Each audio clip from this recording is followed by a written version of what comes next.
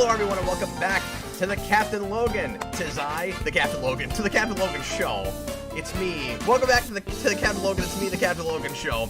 How's it going, everybody? I don't know who I am, but with me tonight, as always, is my wonderful chat moderator and producer, DJ Martinez. What if I got the opening right, DJ?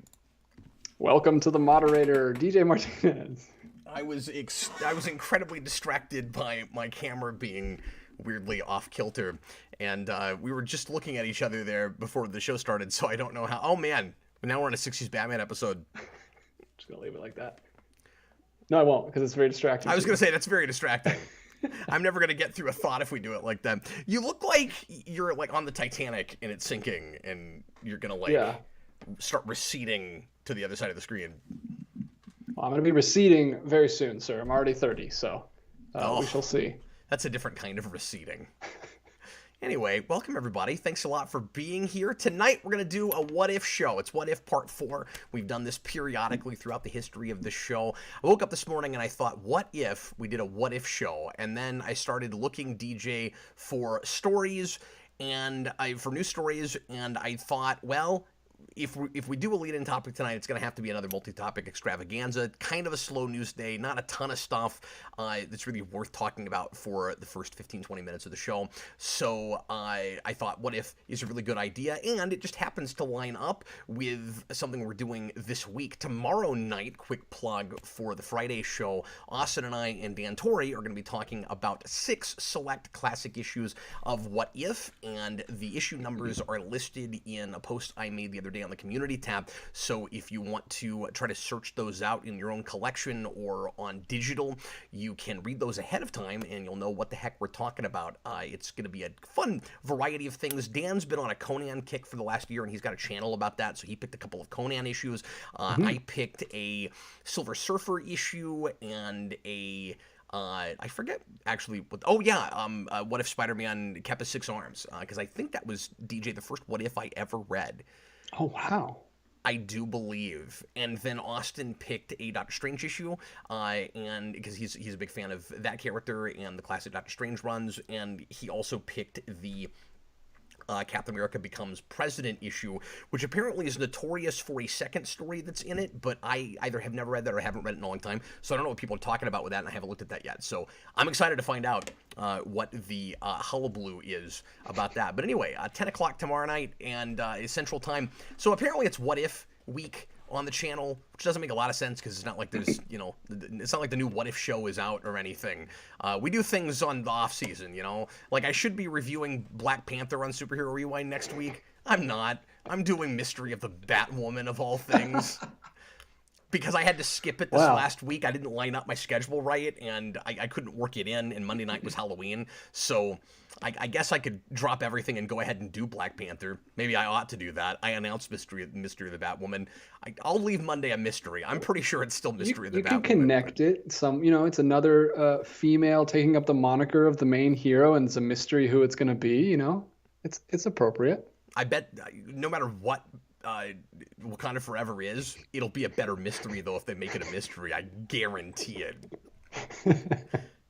They put mystery in that title. It's 25 minutes in before they don't just make it really obvious what the answer to the mystery is. They just go to the perspective of that, and yeah, I don't want to give anything away. If anybody cares, no one's going to care. Anyway, so yeah, Superhero Rewind Monday night. Tell your friends. Anyway, thanks a lot for being here, everybody. I'm already seeing lots of questions pouring in, so we're going to jump right into the what ifs here in just a minute. If you have a fun what if, and make sure that you formulate your questions tonight as a what if statement, and it can be about anything under the sun within reason. For the most part, we're looking for, of course, pop culture, geeky stuff, superhero things, sci-fi, comics, movies, television, cartoons, what have you. It can be past, present, and future stuff. What if this thing had happened differently? What if this thing happens in the future? What if right now a meteor comes out of the sky and drops on your head? It can be, maybe not that one because I've already wasted that one, but it can be, I guess the show's over at that point. That would be appropriate. This is the show where I announced, where I introduced myself as, it's funny the show as myself. So, whatever. You and your son are on the same wavelength because right as you were speaking, he sent one in that said, "What if Captain Logan died?" I don't know that it would really affect the rotation of the Earth all that much, DJ. But Oh, my anyway, life would be much less interesting and much more miserable. oh well. I mean, I guess if I have a bizarre effect on at least one person. DJ, how the heck are you doing tonight, man?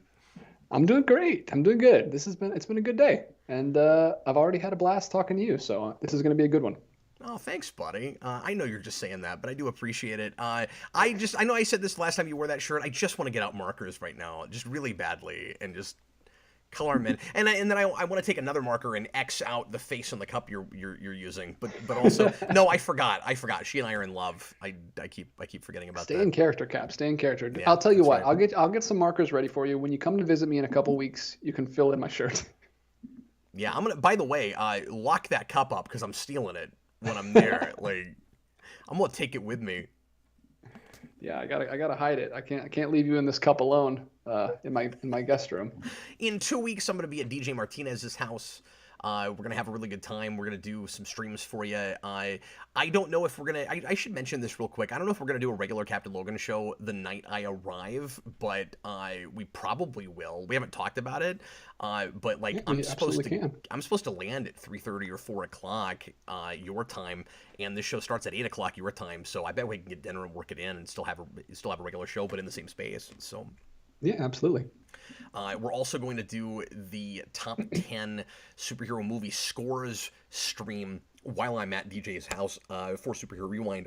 Really excited about that. Started working on that project today. I'm listening to scores. I'm formulating my potential list. I'm trying to do a deep dive and listen to some things that I've never listened to apart from the film. And obviously, I'm not going to get to everything, but I got 2 weeks. I'm going to listen to a bunch of scores. I think I've got 7, DJ, if not 8, of my choices pretty well locked in, although I'm going to go back and re-listen to everything, or at least as much of everything as I can. But I'm going to listen to a ton of stuff to fill in those last couple of spots, and hopefully I can throw a surprise or two in there, because some of those people are going to know exactly what I'm going to say. Yours will be more of kind of a question mark, I think. Yeah, I hope so. I hope it's interesting. Yeah, like I said, I haven't been doing like a deep dive, but I've gone back and listened to everything that I'm at least somewhat familiar with, and I've seen the film. But I should maybe even go to some stuff that I've never seen and try to find something that just really jumps out at me. Oh yeah, sure. Yeah, I'm in more of a unique spot because I've seen nearly everything. Mm-hmm. I mean, there's still some stuff I've missed. But I've seen 80% probably of everything there is, Yeah. except for like really obscure, made in somebody's basement kinds of movies. Anyway, what if statements tonight? If you would like to make absolutely certain that your what if question is answered on air, you can leave a super chat in any dollar amount that guarantees that, or you can put a what if question. There's already a bunch of them, so even at this point, I can't guarantee that we'll get to you, but we're gonna get to as many pre-writtens as humanly possible. I shouldn't say rapid fire. I'm going to try not to spend 15 minutes on any of these unless there's just a really, really juicy one, because there's so many, and we're already 10 minutes into the show. People that are complaining that I ramble too much, yeah, agreed. But yeah, so make sure to address your what if question at DJ Martinez or at The Welder or at Living Coloring Book. He'll answer to any of these and more. And now we're going to get right into it. DJ, give me a really, really fun one. Oh, goodness. I was just going to give you the first one. Give me the really first one. Okay, I'll give you the firstest one. All right, Jared Gearhart has been first for like the last 6 shows. He comes in like as soon as you set the stream and drops one in. Okay, does he do the YouTube thing though, where the first thing he says is first? He does not. Does he write? He's like not. first. Unfortunately, no. But he did do it in the right format. He said, "What if Hollywood made movies with different actors playing the same characters, like Batman and Iron Man, at the same time? Would continuity, like the MCU, even matter at that point?" Yeah, that's really interesting. So he's saying, I'm sorry, read that one more time. Let me make sure that I'm getting the question correct. I would hate to answer it incorrectly. Yeah, he says, what if Hollywood made movies with different actors playing the same characters? Okay, so you're saying multiple Batman franchises, multiple Iron Man franchises. Is that what we're saying? That's what I'm getting from it, yeah. Okay, I think one of two different things could happen with it. This is a thing that before we had the kind of precedent that we now finally sort of have with the DCEU and the Batman. It's not exactly the same thing because you don't have Ben Affleck currently playing Batman in a movie, but you are about to have The Flash, and I guess he's supposed to, if that still releases, it almost certainly will at this point. He's supposed to be in that. Keaton's going to be in that, and the Batman doesn't have a movie releasing, another one releasing yet, but that franchise has gotten started and we know we're getting more. So we do kind of have that precedent now, DJ, where we're going to have multiple people playing different iterations of the same character, more or less at the same time. And I said, a decade ago, Vince and I both, wouldn't it be cool if you could have like two Batman movies or whatever character we're talking about that open at the same time, and you can pick between them, and I guess they would be sort of in competition, but some of these characters, especially Batman, especially Ninja Turtles, etc., there's a lot of different strokes for different folks. They can appeal to different groups and be handled in really different ways. You could have a really silly, kitschy version at the same time as you have a real dark, broody, rated R version. Wouldn't that be cool? I think the most realistic inevitability with that, DJ, would be one of them is more popular than the other and wins out and makes a franchise, and the other one gets a movie and stops. It's the least interesting possible answer, but I think that's probably generally what would have, just because of the typical, like, what would and then what would even make that happen in the first place, of course, with the typical Hollywood mentality. Remember that Warner's, like this has only happened now out of kind of desperation, where we're trying to come up with ways to get people to keep caring about our superhero movies, when the last thing that we did with Batman sort of tanked, didn't really grab people the way we were hoping it would. I'll bring back start a brand new thing, and then also bring back the really popular 90s version, because we're majorly in the middle of 90s nostalgia right now. So I think it would have taken this kind of extreme situation before that would even happen, DJ, but just all things being equal, let's say it did, I still think you'd have, with the embargoes that especially Warner Brothers has always put on like television and stuff, where if something's really popular in the movies, or there's even plans for things in movies, you can't do it on TV. That's always been kind of the mentality. So if they took the risk and tried that, and one was massively more successful than the other one, the other one would not last for very long.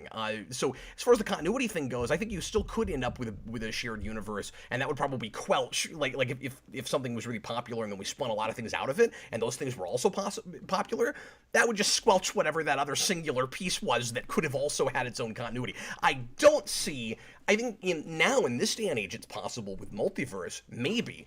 I don't think back in the 90s, early even mid 2000s, you would have ever seen multiple like multiverses going on, or not multiverses, but multiple shared universes going on. Yeah, for sure. So, very thorough. Interesting question with the least interesting answer I could possibly give you. Hey, you didn't promise interesting answers. We just promised answers, and that's what we're doing here. It's speculative fiction. I'm trying to be realistic. Blue Dragon 5. I'm not always going to be realistic. It just depends on what the question is. Go ahead. What if Cap lost the fight at the end of Captain America Civil War to Iron Man? Yeah, interesting.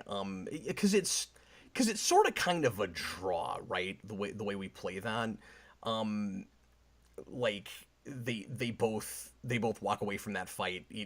Nobody really wins, I guess. I mean, I guess.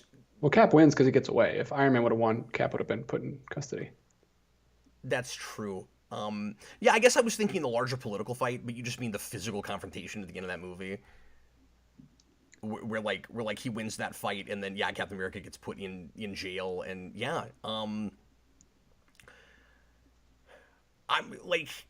I'm struggling to think that things would be much work out much differently than they do ultimately. Like, you know, you lock up Captain America, the Accords go through, and like they end up doing that anyway, don't they, DJ? Like, aren't we kind of saddled with that law after that? We haven't really talked about it since then all that much, to be perfectly honest with you. Like, but like I'm pretty sure, like politically, he kind of does win that, because I'm pretty sure that they still, you know, have they're kind of stuck with that law. Yeah, I have no idea. Like, we just make Spider-Man movies after that.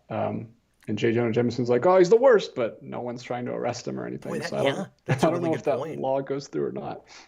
Yeah, and I mean, to be fair, they don't. Iron Man and Captain America don't work together again until, you know, after the Thanos snap, and then they've got kind of bigger issues, bigger fish to fry.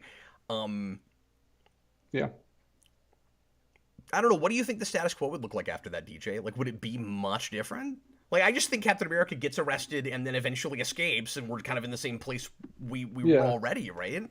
Or Iron Man, you know, instead of calling him on the phone in Infinity War, just goes and gets him out of jail to help him. Yeah, that's a really good point. But I think he'd probably just get busted out by, you know, some of the characters that were on his team. Like Ant-Man and maybe eventually Bucky. Yeah, well, Bucky was out, but Ant-Man and Hawkeye were put in prison at the end, I think, of Civil War. I'm not sure how they get still out. in prison? Oh no, that's true, because he's got. Sorry, all this is coming back to me now. No, because he has to go to house arrest and all of that. Yeah. Yeah.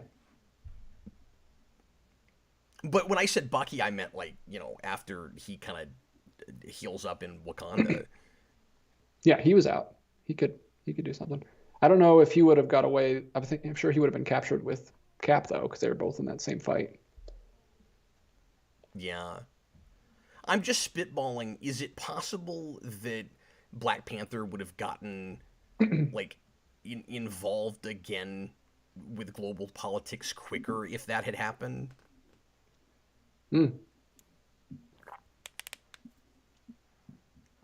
Maybe. I'm not sure. Like that, like could it have been Black Panther and Winter Soldier getting together, teaming up? Yeah, you kind of blindsided me with this question. I haven't really given a ton of thought. I think if that happens, I think the biggest difference in status quo is they maybe find it much harder to work together when they have to in Infinity War.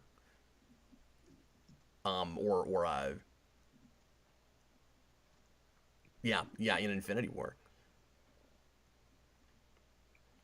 All right. So should we got one from Matthew Bass. Yeah. What if Star Trek DS9 got its own movies? So one of two things, and that's great, and they almost did. There was supposed to be a DS9 movie, and that whole thing fell through. I think one of two things happens with that. Either there's not enough interest because it's too much of a niche property, because DS9 had and has a really loyal fan base, and there were a lot of DS9 fans that didn't even care about Star Trek on the whole, where it was just a really good space opera kind of soap opera thing for a lot of people, and they wished more Star Trek was like that, and they didn't watch any other Star Trek. It was just Deep Space Nine. So those people go, Trekkies go. Do general audiences embrace that in the way they did at least First Contact, and would have the other movies had they been better? Because remember, in the mid-90s, TNG was the #1 show on television, had DJ by fourth season regularly 20 million viewers an episode, which is just like staggering. It's crazy to fathom that. That doesn't make sense in my brain. X-Files. I was not born in a world where that many people were watching Star Trek. I can't. You weren't born in a world where that many people were watching anything at the same time. Really, like those numbers were, or I guess maybe you were born in it, but like by the time you were old enough to pay any attention to any of this, things would have already been splintered enough that you weren't seeing 20 million viewers for anything. Yeah. Well, I mean, I'm just thinking because it's a sci-fi thing, but I guess the whole world is into Game of Thrones, so if they can get into Game of Thrones, they can get into Star Trek, I guess. That's true, but even in broadcast, I don't know if Game of Thrones was doing 20 million viewers. It might have been. I've never looked into that, but I just didn't think anything broadcast did that except for like sports at this point. because so Sports. many Let's not get people on sports again. because so many people wait and stream now and such. But anyway, so you either get a movie and like regardless of quality, because obviously I don't know what the story would be. I don't know how entrenched in the Gamma Quadrant mythology the whole thing would be with the wormhole, with the founders, or how much of it would be about the politics with the Cardassians and Bajorans, et cetera, et cetera. It could have been a thing that was so involved that people were kind of confused about what they were looking at if they weren't watching the TV show, so that could hurt it. But I think one of two things happens: either it's got a cult following and fans see it, and it's successful in that way, but is not big enough to warrant more movies, or it ends up because the writing in that show was generally so good and so much above a lot of the other Star Trek shows, especially if Moore or Bear had written it, or both of those guys working together. It could have been a critical darling, and it could have saved Star Trek. You could have ended up with more DS9 movies, more Star Trek movies in general that went in an even more cerebral and less action-driven direction, and or just like mindless action direction, because there's lots of action in DS9. It has the biggest space battles in Star Trek before you get to New Trek. But yeah, you could have ended up avoiding Nemesis, or Nemesis could have been enough of a mulligan because there was a good DS9 series running that you got more movies there. I don't know post that last episode what exactly that would look like. If you would do a story where you went back to Cisco or what. I don't want to give too much away about that show, but and also you could. I think the smartest thing they could have done is bridge the gap.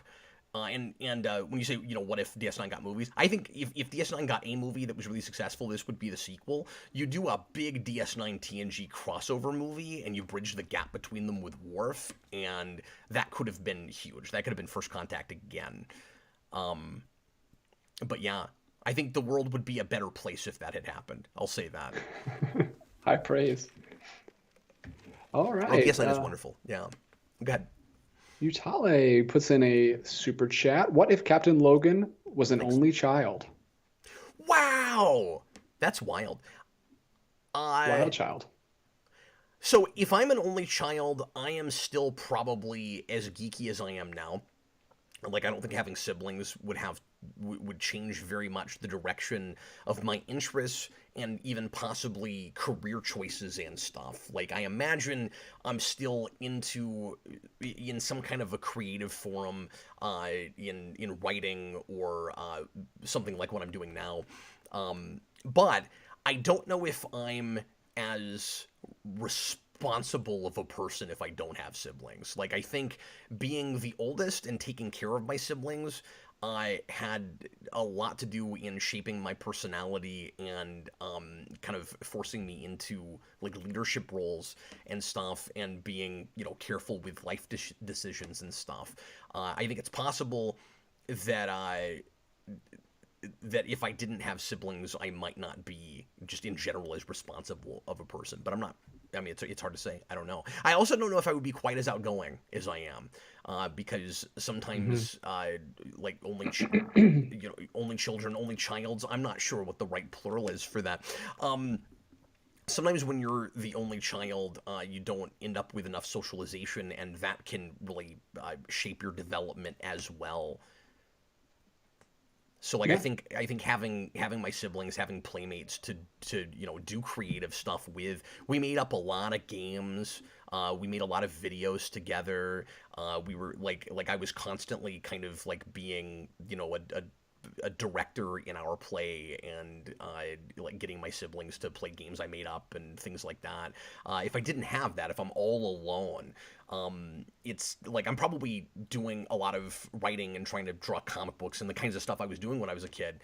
But I think it's entirely possible that I'm a little bit more like I lean more inward, and I don't know if I would be as extroverted as I am. But it's hard to say. I'm not saying that every only child is an introvert. I'm just saying that I'm a walking contradiction. Like, I've learned as I've gotten older, DJ, that there is kind of an I don't know if introvert is the right way to put it, but there's a more like like loner, likes to just sit in a corner and read part of me than when I would Basement dweller is the word yeah, I'm thinking exactly. of. Than when I was a kid, I ever gave that any credit for it because there's a difference between wanting to be life of the party guy and actually naturally being that way, and I don't know where I'm somewhere in the middle.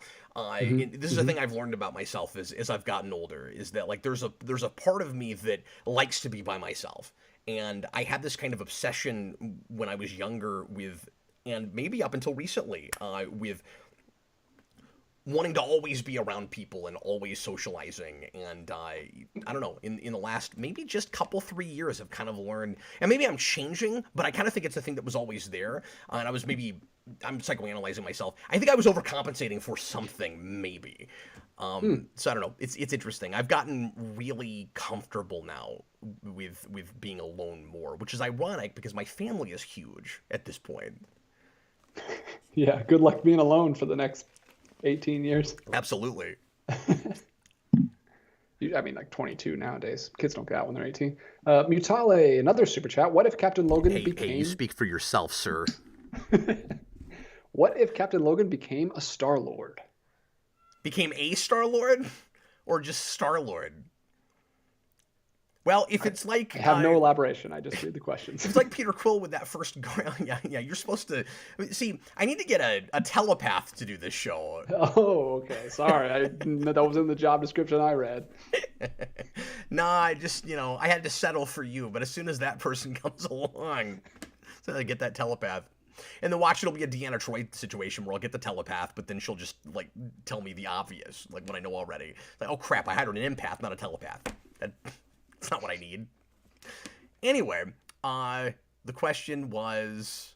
What was the question? What if you became a Star-Lord? If I became a Star-Lord, it'd be not that different from now, because it'd be like Peter Quill in the first Guardians movie, where he calls himself Star-Lord, and it's like, who? And like nobody knows who he is, and it'd be kind of like it is right now, really. Like nobody knows who I am. I don't know what that means, become a Star-Lord. Does he mean like if you got sucked up into space by an alien ship? Because that would be fun. Yeah. No, I mean, I want to say it depends on when in your life it happens. But like, at the point in my life, if I'm like 8 or 9 when it happens, like I think is the age Peter Quill is supposed to be. I'm already big into sci-fi and space stuff, and I already like Star Trek and dabble in Star Wars a little bit. So yeah, I mean, I think I would have eaten it up if there wasn't too much horror involved. Yeah, and then you just be blasting the TMNT rap throughout the galaxy. No, that's exactly right, because that is on the tape I would have taken with me. Yeah. No, you're absolutely right. Is that why you said that? Do you remember that? Yeah, so I said that. Oh, you're crazy that you remember that. That's amazing. Yeah, you talked about. Thank you for mentioning that. That's amazing. So for people that don't know, I have a personal connection to the mixtape thing with Peter Quill, because it's his mother specifically that makes him that tape, and my mom did the same thing when I was a kid. I have 3 or 4 mixtapes my mom made me, but the first one is that really special one for me. DJ, I still have it, and I've played it again awesome. A few times. I'm careful not to play it too much because I don't want to mess up the tape. To get eaten in a player or something, but it is dated 1990. Wow. And it has Bat Dance and the Ninja Turtle rap on it, which makes both of those things really recent. Like, she went out and bought those CDs new. Like, she must have. And she's not taping the stuff off the radio. It's CD quality so it's not CD quality, but it's CD taped onto a tape. And those were the first 2 tracks on that tape. So that means she's going out and she's dropping like $20, $25, $30 on CDs just as they come out. She had a huge CD collection. Wow. What a cool thing to do. Very, very cool of her. That's awesome. I don't know. That was one of the reasons that movie resonated with me as much as it did. But anyway, I think as far as the question, just really fast, I don't think it's actually that different from the raised as an only child question. I think I'm probably a somewhat less responsible person if that happens. But I'm also probably more streetwise and would be better at mechanical things just out of necessity, right? Like, I would have to develop real world skills, and those I do not have. I'd probably still not know how to cook, but I'd probably have to learn some mechanical things and. Yeah. That's a cool question. The next super chat is from Super Billy, Yeah. $5. Thank you. What's up? The goofy TCLS intro music started playing just as I was watching a musicless scene from a doc where parents silently read their son's suicide note. Good grief. Well, that's unfortunate. Maybe don't have the Captain Logan show open if you're watching something serious. We don't want to. TCLS.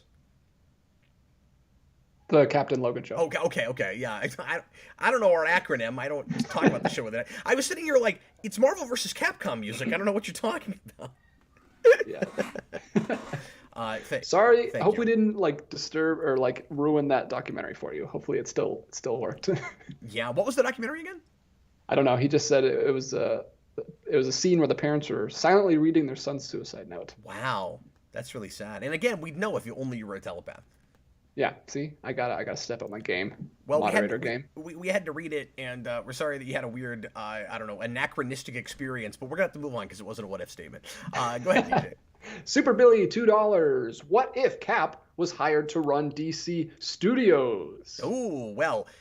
So first of all, that was a what if statement. Thank you very much. Second of all, DJ, I'm a broken record. I've said it 1,000 times, so I'm going to let you give the initial answer because you know what I'm going to say, right? What is the first thing I do if I go run DC Studios? You cancel everything except for Batman movies. Yeah, exactly. Well, I cancel everything except for the Batman franchise. Yeah. You just reset. You want a hard reset. Total reset. Absolutely.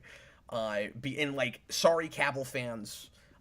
Sorry, James Gunn and the Suicide Squad. Actually, I would make an exception for what Gunn did with the Suicide Squad because that movie is fine. I don't care that much, but people love it, and I get why. It's just not my bag. So I would let the DCEU, as far as it extended with Gunn, exist in a pocket dimension, but it would be an Elseworlds thing, DJ. It would be just, or maybe not Elseworlds, but it would be a separate continuity just like the Batman, and I would treat DCEU as not anymore the definitive, even if you let other things happen outside of a Suicide Squad franchise, even if you let more Shazam happen, Aquaman, any of those things, if I didn't hard reset because those things were too popular and I couldn't get Warner Brothers on board with that, I would say, but it's not the definitive universe. We're going to start something that looks a lot closer to those classic characters, and then that stuff can exist in a bubble. That's what I would do. And maybe you would have too many franchises all going on at once, but all you have to do is just not have too many sequels to things too often, or figure out a way to combine it all and have occasional movies in that world where we'll do a Shazam project and 2 years later we'll do some other project, but we're not going to have 3 DCEU movies a year anymore. We're going to relegate it to 1, and if we have 2 or 3 movies a year in a continuity, it will be the new one that we start. And I suggested this the other day, and maybe I'm a crazy person, I would start with Green Lantern again, because if it's great, the audacity of that is perfect. What if it works? Because Green Lantern has such a terrible reputation because that movie was bad and almost no one likes it. All you'd have to do is really own the cosmic stuff, make it a really fun space epic. You learn the right lessons from Guardians, but you don't make it exactly the same kind of humor, and you make sure that you let it stand on its own, and you make it even lighter science fiction than that is probably. Or when I say lighter, I mean just not hard sci-fi, but you still, make it fun, make it a good time. Maybe even start with the spectrum of colors with your Green Lantern core, because I would make it a Green Lantern core movie, and have your villains be the Red Lanterns, because you know how much I love them, but they're also popular, and people love the colors. They love the color spectrum. We're all kindergartners at heart. We should just make these things all about shapes and colors and numbers, and then they'll do really well, right? And so I would. Exactly. That's a lot of people's favorite Power Rangers show, and as you so aptly put it years ago, it's just preschool Power Rangers. Preschool Power Rangers. That's the theme. But word of mouth would be huge if it was good. because people would go, "Oh yeah, Green Lantern, that movie really sucked. They just put out this amazing one. Let's go." And then you open up your world from there. I've always said that starting with Justice League could work, but it's harder after the fiasco that was the Whedon version, and then the Snyder Cut apparently didn't do as well as Warner's wanted us to all believe on streaming, and it still feels too recent, even though that movie was only made 5 years after the Green Lantern movie. But like that feels like ancient history now in a way the Snyder stuff doesn't. Like I'd start with Green Lantern. Well, I could keep answering this question, and I kind of want to, but we'll go ahead and move on. all right. I could almost do a whole show on that. Just here's Cap's slate. Here is Captain Logan's 10-year plan. Suck it, Zaslav. This is what you should be doing. Oh, absolutely. I'll make a Suck It Zaslav thumbnail right away. No, I'm sorry. I'm being mean and disrespectful. I think he should start with Green Lantern. He hired a guy to do it. It's Gunn. I think Gunn should start with Green Lantern. Cool. I'm gonna keep saying it. I'm gonna keep saying it. Start with Green Lantern. I'm doubling down. Hashtag start with Green Lantern. That's I'll it. make the t-shirt. That's it. Davis B.A. Soddenful, $4.99. Are you going to review Sam Hamm's Batman 89-3 comic? Yeah, eventually. I keep forgetting to do it. So I finished it, and I didn't love it all told overall, and I was bummed about that. And I felt kind of weird jumping right on camera after I kind of gushed over the first issue. It goes in weird places. It takes kind of an odd turn. By contrast, it's not terrible, but it's weird. It's not what I wanted. I'm not remembering a ton about it right now. I just remember that I was pretty lukewarm on it by the end. By contrast, I really liked Superman 78 and how Brainiac is handled in that, and how, by contrast, how authentic that feels to the tone of the 70s movies, of the Donner movie, while still updating it in all the right ways, I think. So I need to review that at some point too. Thanks for reminding me about that. I need to do that. It's really cool that DC has continued to do those. I wish Marvel would do those. Like, let's get a Hulk 03 or it's another series that never got off the ground. They should get really obscure and be like, let's do a Spider-Man 78 or 79 or whatever that TV show came out. No one would care. I mean, I would read the crap out of a Incredible Hulk 70s show. Well, yes, but that was actually popular. Like, that's on the level of the Wonder Woman 77 comic. Like, yeah. I'm just saying Marvel needs to get on it. No, they should. The idea from DC. I love your idea though of going to 2000s movies, man. Like, I don't know about you. A lot of people would think we were silly. Yeah, I take the Daredevil 03 comic, absolutely. Yeah. Sure. And throw in, use that Elektra before she went off and did bring her back better than they brought her back in the 05 movie. Yeah. Well, I don't think anybody would begrudge you pretending like that never happened.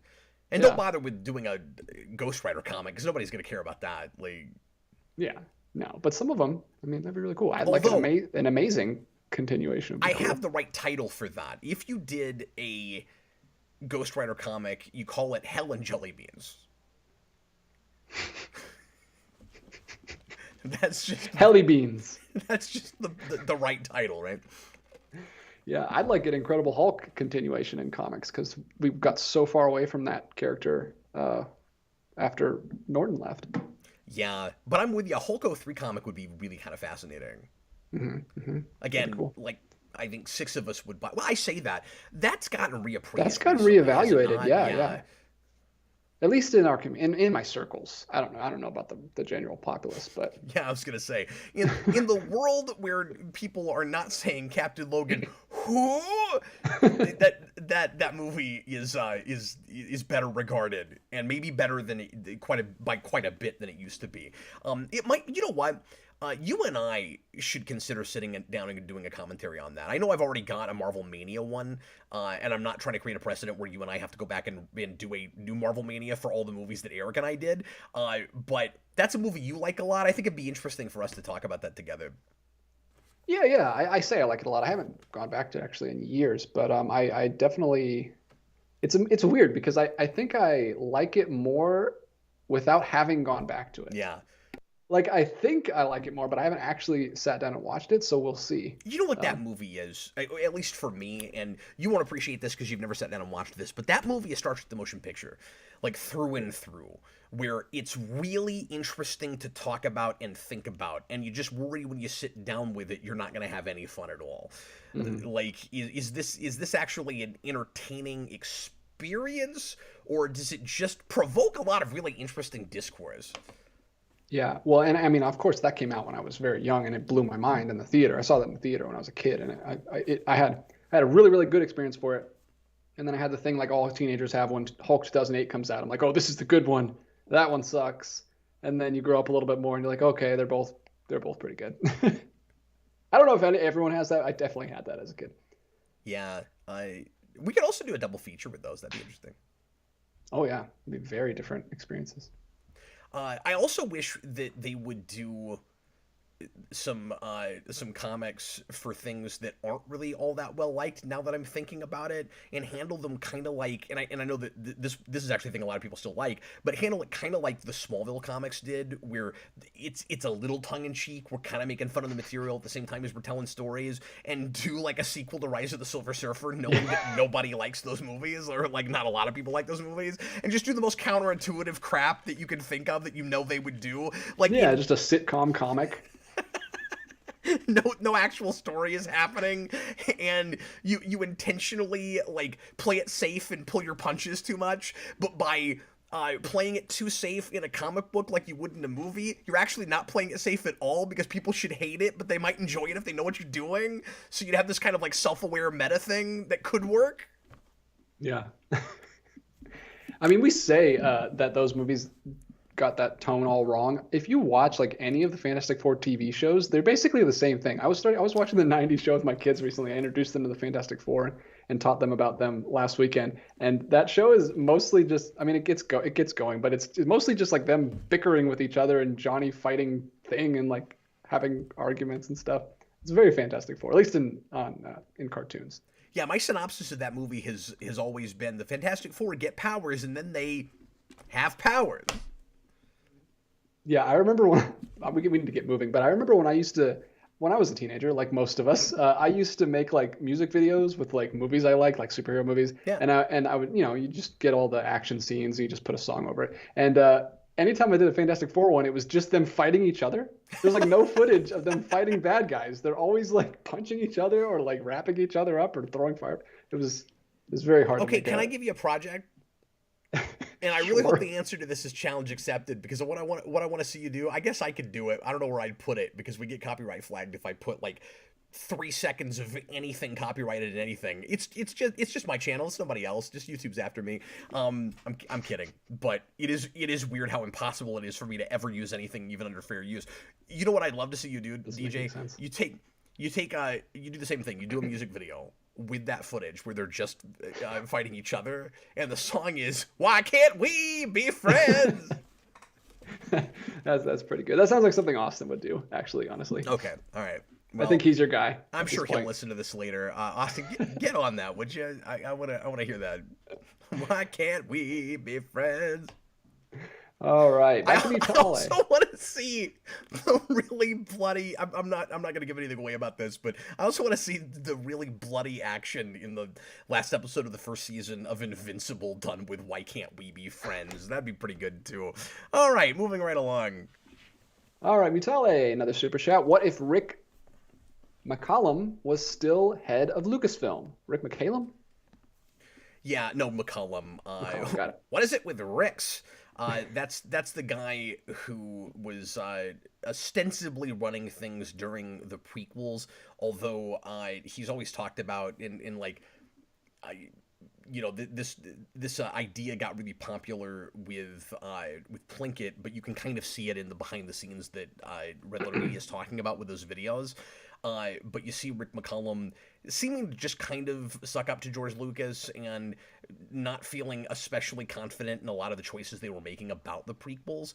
Yeah, if he's still in charge and Lucas isn't around, that would be really interesting. Because I think the problem is, I don't know what that guy would be like without a net, right? Like, I don't know what kind of creative chops he has, because he's kind of just there to, if at least this is what it always looked like, to kind of validate Lucas.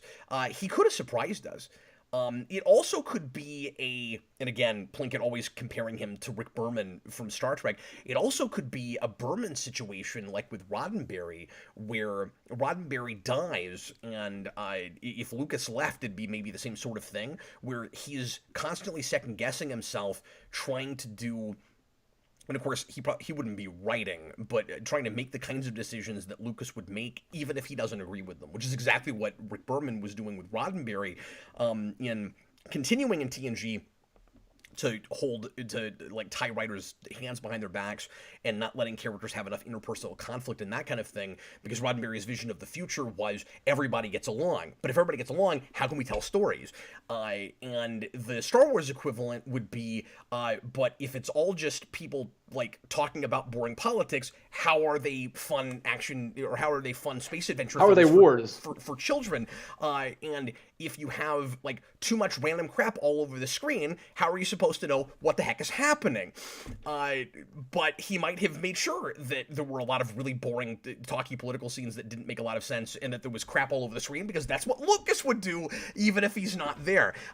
No idea, honestly. I cannot answer that what if. But there's a part of me that wants to see the universe where that happened, because it'd be really interesting if he surprised us. That's a great question. That's a great question. Great question, Mutale. You win the great question, no prize. Super Billy, $5. Right now, Super Billy, it says, he says courtesy of Matthew Bass. So Matthew Bass wrote this one in the chat, and then Super Billy upgraded it to a super chat. Wow, he says, what a guy! Oh, what a guy! This Super Billy. He's a good guy. What if the MCU never got off the ground? What if what never got off the ground? The MCU. Oh, and that's the $100,000 question, right? So Iron Man comes out and flops. And they make... Yeah, Iron Man is Green Lantern. They make no more movies, or they've already started putting Incredible Hulk in production, but that's about all they do. And then they kind of turn tail, or they just keep making kind of disparate, not connected movies because remember, Iron Man is not the first Marvel Studios film. It's the first movie in that continuity. Marvel Studios already existed for a couple years before that and made the last couple or a few of those. So, first of all, DJ, it's possible we still get Marvel movies and we're just sort of spinning our wheels and stuck in the mid-2000s for a while. Or forever. Or because of that, people do get franchise or superhero movie fatigue, not because they're oversaturated in the way they are now, but because with that perspective, relatively, they feel that way because we seem to get a lot of these, and they're redundant and uninteresting and kind of mediocre, right? But then Dark Knight still happens. So what happens? Does the DC start the continuity first? Do they run with Dark Knight? And does that start the... I don't think they'd run with Dark Knight. Unless they're looking really closely at Marvel and thinking really hard about the continuity thing, which I kind of doubt was going on. I think it's a lot more likely that Dark Knight comes out, if it starts a continuity, I think it's more likely that they keep kind of, assuming everything else happens, everything else is equal, Heath Ledger still dies, Rises still turns out more or less the way it did, right? That Nolan would be kind of pressured by the studio, like I think he was, to make that last movie. That franchise is put to bed, and then they try, some kind of franchise starter like they did. That's the way a shared universe happens. A shared universe could still happen regardless of Marvel, because keep in mind that it almost did with Justice League Mortal, which if memory serves would have been '07, which is before Iron Man would have come out. So it's not like the novelty, if I'm remembering my history with this right, it's not like the novelty, the idea of a shared universe with multiple superhero movies is a thing Marvel invented in their geniuses. They seem like geniuses to people because they made it work, but it's not like they were the first people to have that idea, right? Both of them were kind of on their way with that. So No, they were just really competent. If DC could have just got their stuff together, they were ahead of them. They could have been ahead of them on every step of the way, but they kept fumbling everything. But what's interesting is Justice League Mortal still wouldn't have worked out because that falls apart regardless of what Marvel is doing, right? So, again, we're saying everything else is equal. This is a true what-if, like, Marvel kind of question where we changed one thing. So the one thing we changed is the MCU doesn't get off the ground. And I'm formulating it as Iron Man comes out in bombs. I'm making that, like, there's different ways you could do this, I guess. I'm making that kind of the moment in history where things change, because I think that's interesting. Well, when they try their franchise starter, DJ, it's not going to be a ripoff of Iron Man, because it's not successful. So they wouldn't do that in 2011. So what would they put out? If they did Green Lantern, they would do it differently. I don't think that's the place they would go. I think it's more likely they would do a Superman first. I think you'd get Man of Steel in 2011 or something like it. Yeah. It's interesting. I mean, it depends on how much they looked, because Superman just came out in '06. They could maybe go to Wonder Woman. Yeah, earlier? and they tried to go to Wonder Woman in around '06, '07, and they didn't like Whedon's script, so they scrapped it. I think so many pieces. This is so hard. Yeah, but it's interesting.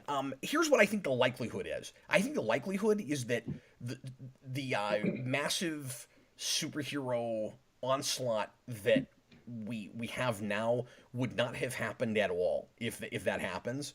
Again, you might have both studios still putting out some random things here and there, and superheroes feel popular, but they're not what they are now, and they don't.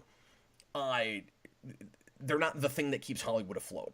Now, what exactly Hollywood looks like, I don't even want to get into, because that's a whole other can of worms. And totally who knows? Different. Like, we're not getting the Dark Universe and all these other universes trying to get off the ground. That, and because streaming would still happen, so like how does that affect what kinds of movies perform at the box office? Like, who knows? Because we like to blame superhero movies to some degree for the fact that art house movies don't perform like they used to in the theater, and like everything's got to be a blockbuster, but it could still turn out that way pretty easily. So here's what I think happens, DJ, and this is not me just trying to throw shade at Snyder. I think something like Man of Steel comes out in 2011, and I think Snyder still directs it. I think it's because like they went to him for a movie that they got out in 2013, and '09 was the last thing they made with him, with Watchmen, which didn't do huge, but I guess it did well enough that with that coupled with 300, they decided that he was still their guy.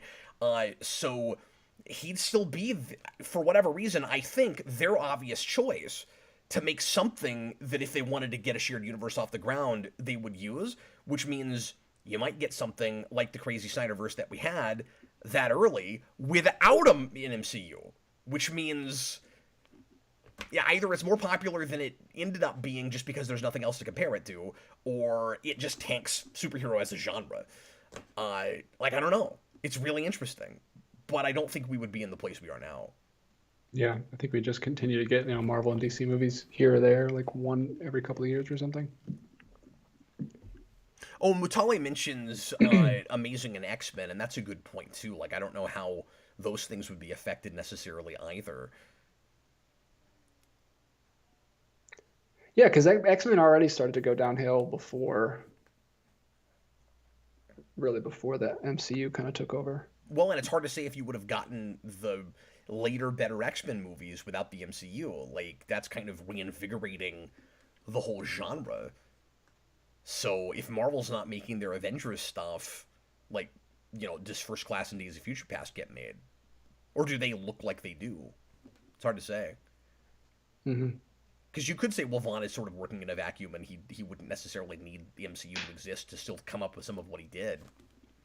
But anyway, it's really interesting to speculate about. I think there's about 900 permeations of what could have happened there. Yeah, there's as many as outcomes that Doctor Strange mentions. in Infinity War.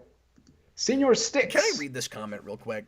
Sure thing. Go Thomas for it. Lowe, real quick, says, impossible for original Iron Man to fail, as Marvel Studios has years and years of planning for cinematic universe to happen, which is why Disney bought it back in the day. It, I can see why you would say the movie as we had it, it's impossible to fail, but if that movie comes out and it isn't, I'm just saying there was every possible way for that movie to not be as good as it was, because that thing, it's amazing it comes together the way it does. And I didn't mention that earlier, but I was also in the back of my mind kind of thinking, well, why would it fail? Like, if the improv thing doesn't work, like if they're too you know, like unplanned, not ready enough. Because when you say like they had years and years to plan, yeah, but they made that movie without much of a script. Like they're kind of, Favreau's kind of flying by the seat of his pants making that movie, which is a lot of why it worked. But it's fascinating that it turned out that way, and that's kind of why I started with Iron Man, because I think that there are lots of ways that movie could have just not turned out. Yeah. It is interesting that they were already pushing, even, it's not like they put out Iron Man and they were waiting to start the universe. Like they already had Hulk done. It was coming out just a couple months later. They were already like, yeah, we're doing this. Even if Iron Man completely flops, the balls are already rolling. And that's why I said, well, I mean, at least Incredible Hulk still has to come out. Yeah, And Hulk comes out, and but that we don't movie know. doesn't even look like it's in the same universe hardly.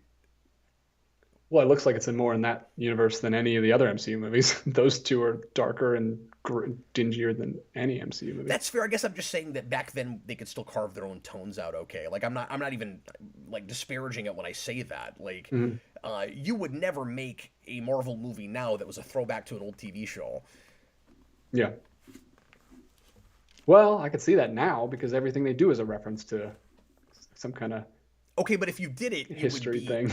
If you did it, you would be just doing that continuity. It'd be like if you did that now, you'd go, let's cast somebody to be Bixby's Hulk, and that's how you do it now. We should move on. Yeah. I Good said question. I wouldn't do this, and then I did this. How many super chats do we have at the moment? We're right at an hour. 4, 5, 6. Okay, cool. We're in good shape. And if you do this, throw me a couple super chats and then go back to pre-written. All right. Thanks, sir. Next two super chats. One from Senior Sticks, $2. Could the what if the DCEU be more success DC current?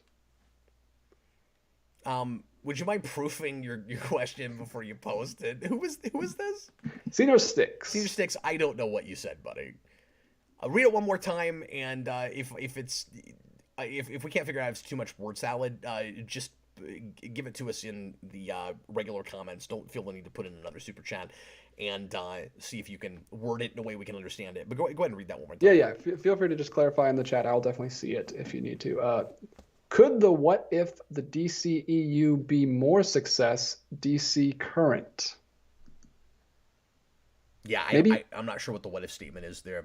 I think he might be saying, what if the DC... could the what if DCEU be more successful than the current DCEU? I don't know. I don't want to speak for you. So yeah, does he mean the one I made up when we did know. the what if earlier? I don't know. Yes, I'm going to be completely self-aggrandizing and say my idea is better than what they're doing and could absolutely be more successful. Yes, I'm going to be a complete arrogant bastard and say yes. You start with Green Lantern, cast and write your Superman right, and then yes, absolutely, it could be more successful than what they're doing right now. Cool. And yeah. When I say successful, I mean in dollars and not as confusing.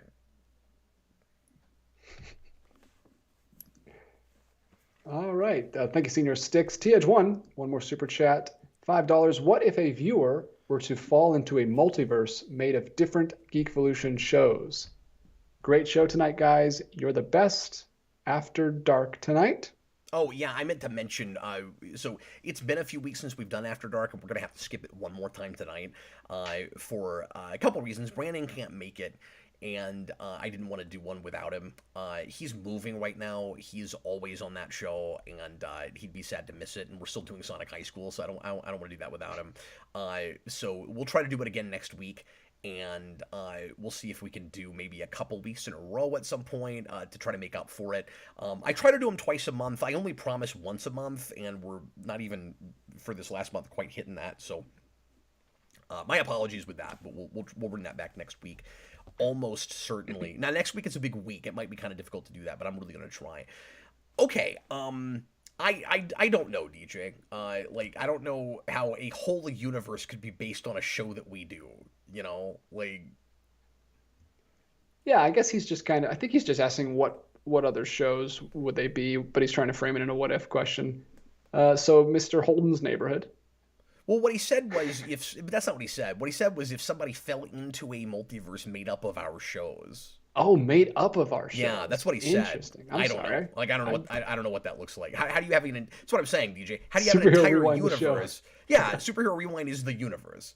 So I guess the answer is it'd be a friggin' nightmare. I mean, you'd basically be living in one aspect of my brain and just the geeky side of it. Like, I don't want to do that, and neither should you. Like, no, that'd be awful. It would be. It'd be perchance to dream, like on steroids. You wouldn't want that. That'd be terrible. Just constantly just ba ba ba, just playing in your head at all times. You can never escape it.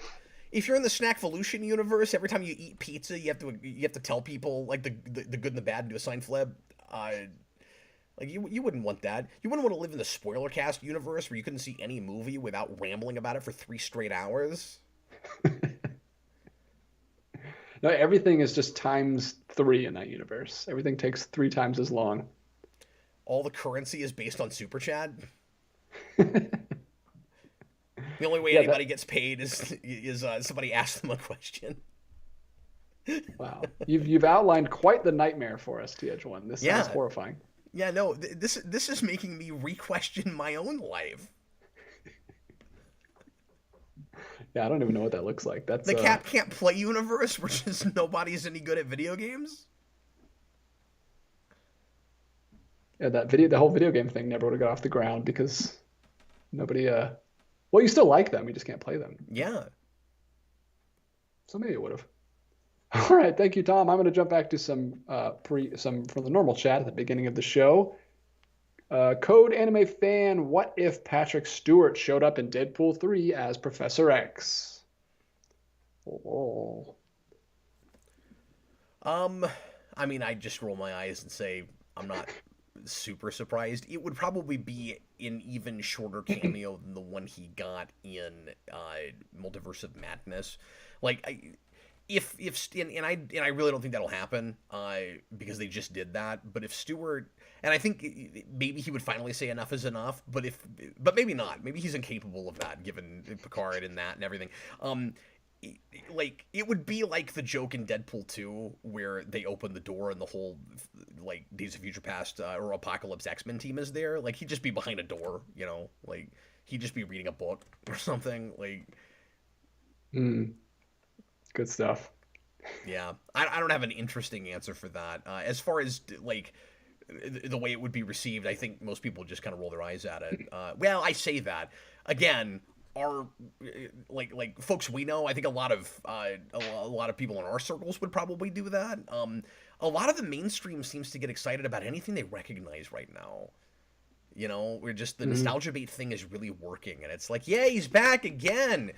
We really need to see Patrick Stewart one more time. You just got him a year ago, yeah, but just one more time, and then you get him one more time, and it's like, but just one more time.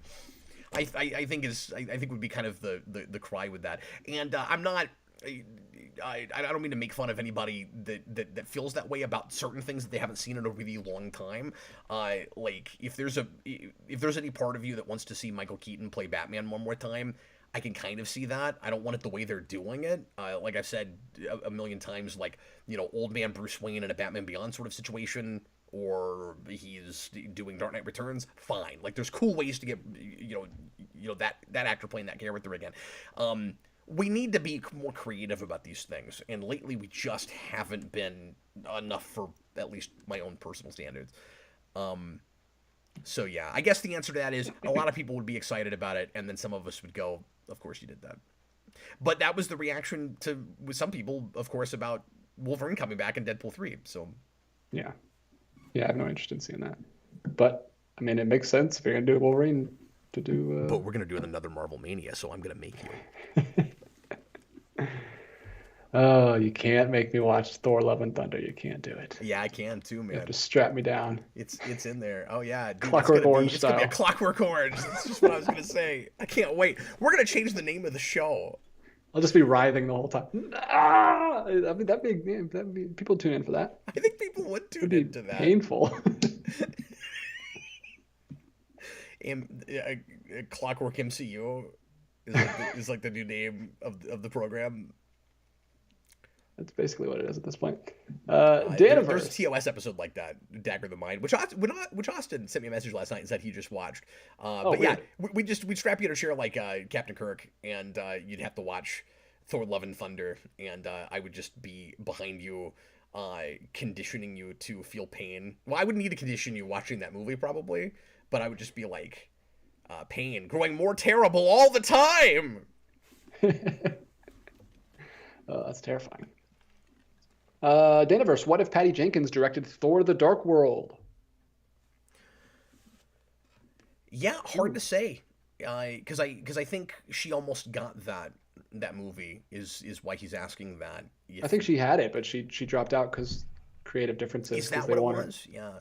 I think, unfortunately, realistic answer is the movie would have been the same because she was being controlled so much, like that director was, that That's it.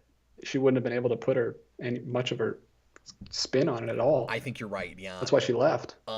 Yeah. If the idea is she stays and gets her way, then it's probably less boring and less. I want to say, like the humor that's there is not as silly. And I would think she would want to explore Asgard more, but again, so did Branagh. So did probably any director that was wanting to be with those movies or attached until we got the guy that they finally went with and it got successful, who could not care less about any of that, which is why he unceremoniously, conveniently killed off the Warriors 3 just as Asgard's being destroyed. Thanks a bunch, Mr. Watiti. But anyway, yeah, I'm with you. I don't think No justice in this world. no, there's not. I don't think it would be much different. Now, having said that, if she got, let's say, full creative control of that movie, which wouldn't have happened, but all things being equal, let's just say that she did. I now look at Patty Jenkins as kind of hit or miss, given Wonder Woman 84, so I can't say, oh, that would be a great movie. And obviously, Wonder Woman is a movie I like a lot, but is deeply flawed with that third act. So I don't know what that movie would look like. But I like her directing style, and I think she would have been good for, at least visually, for that movie. Mm-hmm. But I also thought Branagh was a genius choice, and then they didn't let him do anything. Yeah. I mean, that movie looks like it could have been directed by anybody. Yeah, I don't even actually know who directed Dark World. A Dark World is some guy. I looked this up earlier. I did not recognize his name, and I've done a rewind on that movie. Like, it was directed by some guy. Might as well be his name. Like, some guy. Some guy. Alan Taylor. Good old Alan Taylor. Otherwise known as some guy. Let's see what else he made. Alan Taylor is a TV director, because of course he is. He's done things like Sopranos, Sex and the City, Mad Men, Game of Thrones. Oh, and he also directed Terminator Genisys. Genisys. Oh, I didn't realize that some guy directed Terminator Genisys. All right, moving right. Some guy. All right, let's jump back to Super Chats real quick, because we've got a couple of those coming in. Super Billy, what if the Gov was testing a serum that endows the recipient with superpowers and increased longevity? Would you volunteer yourself as a guinea pig? No, hell no. No, thank you. If it was tested and approved and 20 years went by and nobody seemed to die from it, would I take it? It would really depend on the social climate and whether or not we were basically living in the Kingdom Come universe, where everybody is flying around and has super strength and is being really irresponsible with their powers and nobody is actually acting heroically, which I think is probably what would happen. No, that sounds like a horrible idea. And no one should do it ever. Supers would all be outlawed and Gazer Beam would be murdered. No, yeah, you're absolutely right. It would just be Incredibles. Let's see. That's a wow, interesting. So super soldier serum basically, but put out by the government. That I mean, I guess that's military government. It's not that much different. Mutale. What if Walt Simonson never wrote and drew Thor? Wow. Obviously it would depend on who else took over after the early days, the Stanley days, and whoever had him right after that. I don't even remember now. Mm-hmm. What the mythology would look like and how popular that character would get. It's entirely possible that we would think of Thor now as a second string Marvel character, where you'd look back and you'd be like, it's really, you remember that weird period where we took just a character from mythology and tried to make him an A-list mainstream superhero? Like, the lesson we learned from this is you got to make up your characters, folks. Like, he could be Hercules, who is a character that some people like but was never huge. I think Simonson has a ton to do with the popularity of that character. Now, having said that, it's not like Thor wasn't popular in the 60s. I just think he could have fallen off like the X-Men did.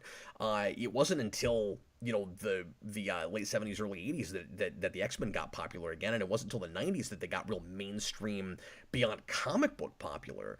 So, yeah, obviously very difficult to say, but Simonson was the Claremont with X-Men to Thor. You have to have him for a lot of the mythology that we know and love now to be solidified as it was. So obviously that mythology would look different. And who knows how much it would be based on real Norse mythology. Like, is Balder a character without him? I'm not sure. Et cetera, et cetera. Tyler Thompson, Cap, thanks for getting me to read Simonson's Thor. Thank whoever, because I don't remember his name now, thank whoever it was that shipped me the tome and made me read that. Because I used to have a P.O. box and let people send me things to borrow, and I quit doing that because it was really difficult to remember to send things back. But he let me borrow his huge, expensive, absolute Thor, and it sucks reading anything like that because it was like 1,000 pages, and it's like you have to set it. There's no putting that on your lap. But anyway, no, thank that guy. He says, hands down, one of the best comics I've ever read, and your reviews with Dan are fantastic. I appreciate that. Dan knew his stuff, and I'm really glad that he did those with me because I don't think I would have had. Those would not have been as interesting videos if I was by myself. I'll just say that. But I don't usually take a lot of notes when I read comics. Boy, I just took pages and pages of notes with that. It was so dense. Dense. Yeah. It's weird. That's the word. It's the correct word. Singer Sticks, $5. What if you were in the Trekverse? What's the mission and objectives of the spacecraft Geekvolution? Second, what are the roles of DJ, Austin, and Brandon? Well, we just go to planets and send back to Starfleet like best thing, worst thing in a sign flip. Right? Yeah. Do you think it's even worth making first contact with the species? Like, I know they've got warp travel and we technically can. It's not against the Prime Directive, but I don't know. Everybody there eats Cheerios and nothing else. Like, I don't want to be bigoted. I'm not sure if we should be friends with these people. And then Brandon would be our science officer, naturally, or possibly navigator. And, or minstrel. DJ, I don't know what DJ would do on a starship. What would I do? I would do nothing. I'd be a red shirt. Do you have, I don't know, you got decent aim? Like, you want to be the gunner? I never touched a gun in my life. Oh, okay, all right. Well, it had to be a gun. It'd be, it'd be the weapons on the ship. You fire phasers from the ship. But yeah, I'm just saying, I've never learned how to aim. Oh, okay, yeah.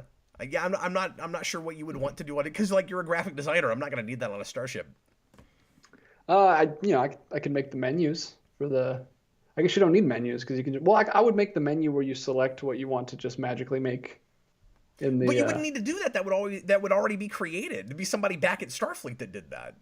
That was. Well, maybe maybe I got my start back at Starfleet, and then I became Now a we're just recruit. writing your backstory, though. This isn't like what position you would have. And then who else did he ask? He had a third person. Austin. Was it? Oh, yeah. What would Austin do on a starship? Well, you know what? You could be my first officer. That makes sense. You could just be on the command track, and then we'd make Austin. I mean, yeah. I don't think I want to hand Austin the keys to the phasers. That's He'd tank like that ship faster than he's tanking the channel. No, we would make Austin the head of security just because it would be hilarious. He's happy. He's like happy Logan, happy Hogan, happy Logan. All right, moving right along. All right, Senior Sticks just asked that one. Thomas Lowe, 15 MYR. Oh, I'm with you, Matthew.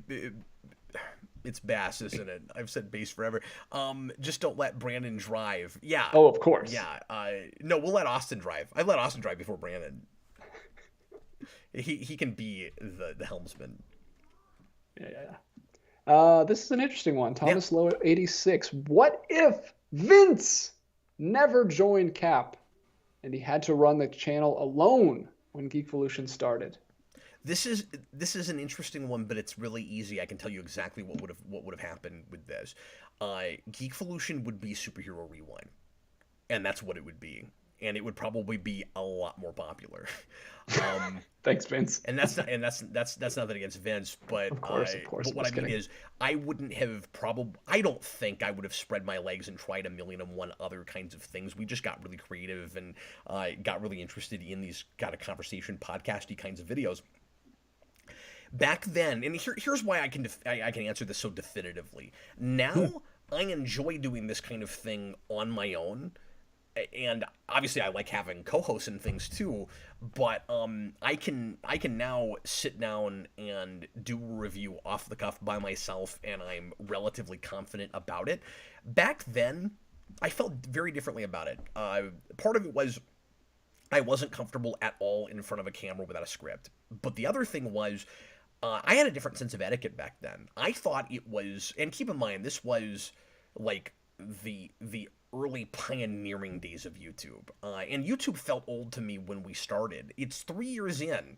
YouTube starts in 06, I start in 09, and I'm thinking, boy, I wish I'd gotten in on the ground floor. Like it's going to be hard to get noticed. I'm starting so late.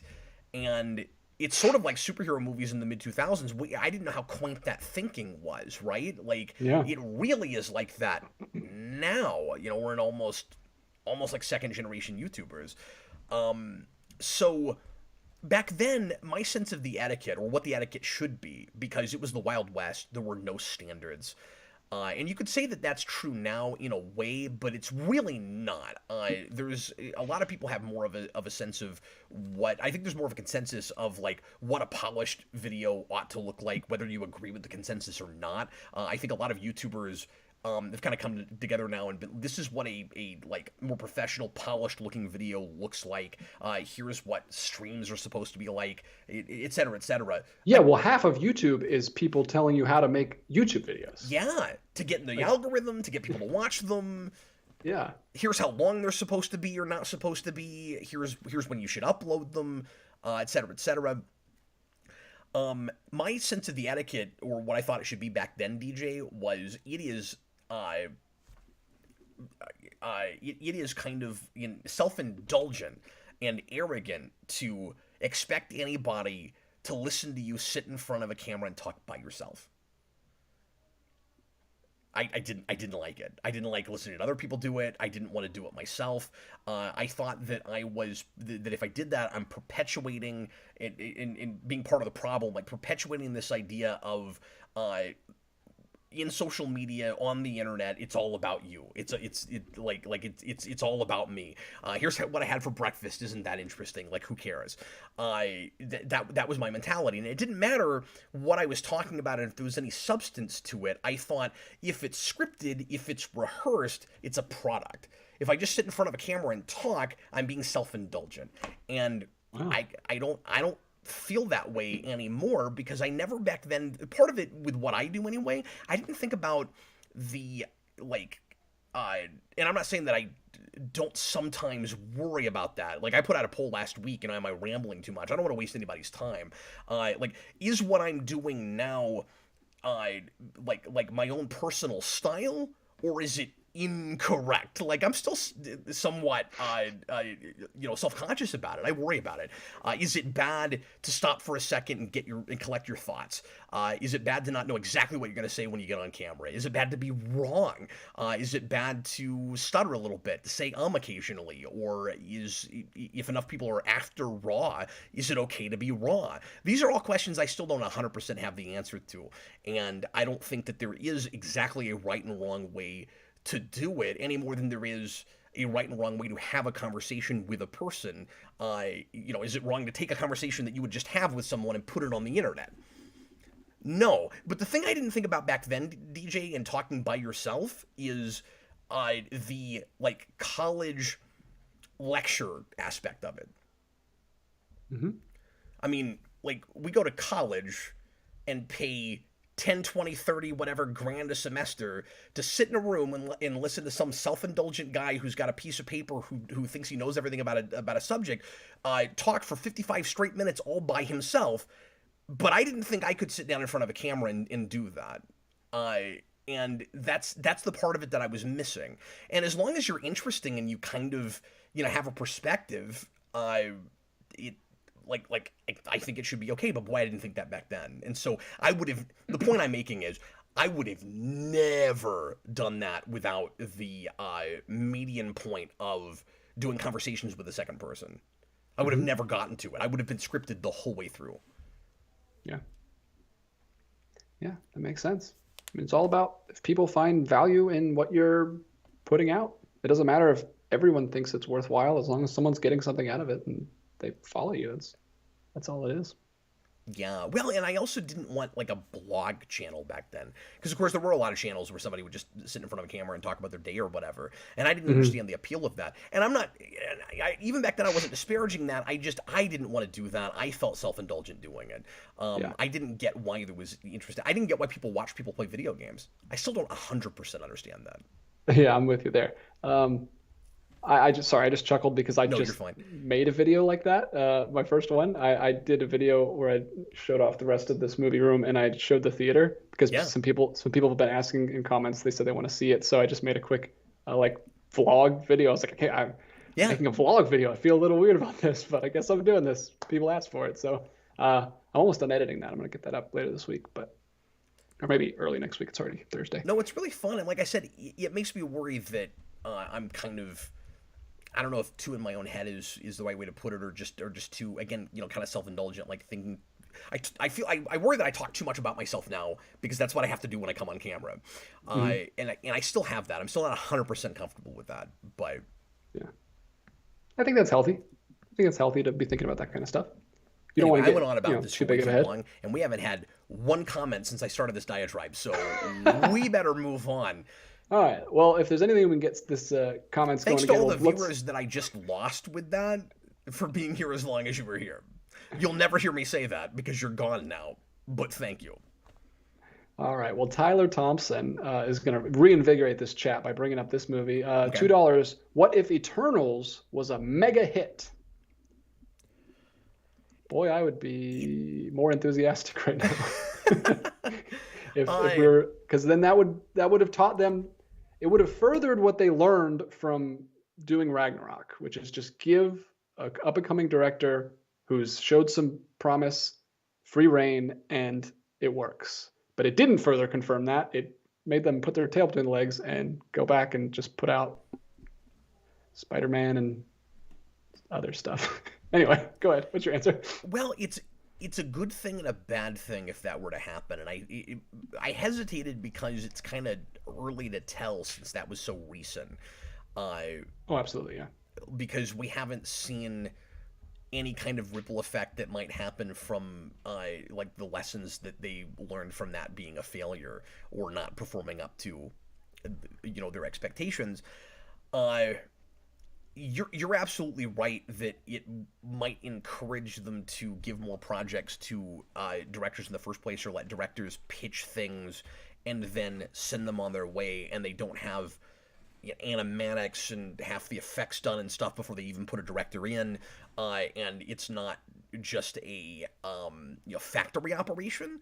On the other hand, it also sets the precedent of 3-hour films in the first place that aren't sequels before you know if anybody cares. Like, there's kind of a question there, and like, yeah, you should let stories take the time they take to tell, but like, that movie was a little long in the tooth for me, and I felt like I needed an intermission with it, DJ. Like, it was too many characters to keep track of. I like that movie, but I almost wanted that one to be a Disney Plus show. We've got this so backwards, where we've got these the Disney Plus shows that are like an hour and a half of material stretched out to 6 or 8 episodes. And then you have Eternals, which could have been a TV show and is truncated into 3 hours. Yeah, I guess that could work. I didn't even remember that was long. I didn't know that was a long one. It's 3 hours long, and I've not had a chance to watch it again since the theater because of that. Okay, I guess it's kind of long. It's 2:37. Oh, I thought it was a full 3 hours. Well, I do this a lot. I thought, for the longest time, I thought that the Ultimate Watchmen cut was 4 hours, and it's only 3.5. Well, it's pretty long. I mean, once you get past 3.5, like, doesn't matter at that point. Well, forget what I said to some degree then, because 237 isn't quite as bad, but it felt like it was that long, and I'm not sure about that precedent with films. Well, another precedent that it would set is it would be like, hey, these movies can do well even if they're not relying on continuity, because that really didn't have anything to do with anything else, pretty much. Yeah. Whereas, Thor was already established when they did Ragnarok, so that's a different precedent it would have sent. It's like, okay, we can just tell stories. We don't have to be so worried about, tying in everything that people know. But it didn't. Well, okay, can I disagree with you to a degree? That precedent was already set by Guardians. It just doesn't feel like it because Guardians is so intertwined with everything, and the same thing would happen with Inhumans. And even though that movie didn't perform all that well, they've already said recently, like this last week, that this would have been one of the stories I would have mentioned tonight if we'd done multi-topic again, that those characters are not done, and they're still going to bring them back in things, even if they don't make a sequel. So, like you're right. For the sake of that movie, it was a standalone thing, but so was Guardians. Yeah, absolutely. They're just very different things. It's a very somber, like, serious piece. Guardians is a crowd-pleasing movie, so I think that automatically has a leg up to do better. Absolutely, but why would it teach Marvel that they can make things that aren't connected to continuity any more than Guardians did? They didn't learn that lesson with Guardians exactly, because then they just intertwined it with everything after that, which I don't have a problem with necessarily if the stuff is good, of course. But all I'm saying is, you might get more good standalone movies in the first place, but you're still going to have to deal with these new characters you like being in all those other movies. Just like they did with Guardians. They're already doing that with Inhumans. It didn't even perform. That's all I'm saying. I don't know that changes things that much if it's successful. They're already doing that. It's just maybe not getting a sequel. I also think it's still possible that happens, because I don't trust anything anymore. Yeah, no, that's a good question, but everything is still so up in the air. It's hard to say. But if it was a mega hit, we did our best, Tyler Thompson. Hopefully you like our answer. Which says Wakanda Forever is going to be 161 minutes, but at least that's a sequel. Like, at least it's an established continuity that people are already invested in. The only point I'm making with that, DJ, maybe I'm not making myself clear enough, is I really think if that movie is 2 hours, or even 210, 215, it affects box office positively. You're marketing a movie with a cast of 10 people that nobody's ever heard of before, and you're going to have to sit in a theater for 2 hours and 40 minutes. I'm just saying, I think that affected box office. I don't know how significantly. Yeah, it's definitely hard to say. Goofster 1, 2, 3. Even for a Batman movie, sorry, could Begins have been the length that Dark Knight was? and done as well as it did. I'm just asking. Like maybe so. I don't know. But it's a commitment, and you and I might not mind sitting through long movies if they're good. This is not me saying like, well, I guess I did say that movie felt longer than I guess it was. So with that particular thing, I am complaining about that to a degree. But like your average moviegoer doesn't want to sit through a really long movie if it's a thing they've never heard of before. But if they're invested, they'll be more inclined. Is the point I'm making? Here's another one about speculation of superhero films. Goofster123, $2. What if Taika directed the Batman 2? What TD? I would sell my superhero movie collection. Cap gives up the channel. I'm that done. Would be the thing that breaks him. Yeah, or I started into something else entirely. Yeah. No, that would be insane. I don't know if I would not see it on principle, or if I would be there day one just to be fascinated to see what the train wreck is. Like, it would be a parody of what they made already, which is essentially what Ragnarok is. Yeah, he would just throw out everything because he's not interested in any of the lore or the continuity, and he would just throw out all the great world building stuff that was set up in the Batman. Mutale says the Batman is actually 3 hours and it only dropped 50%, while and then he's talking about Multiverse of Madness and other movies and what their drop off was. But it's Batman. Like there's already precedent for, like, I know it's a rebooted character, but like that is a character that people are invested in. And yeah, I balked a little bit about that length too until I saw it.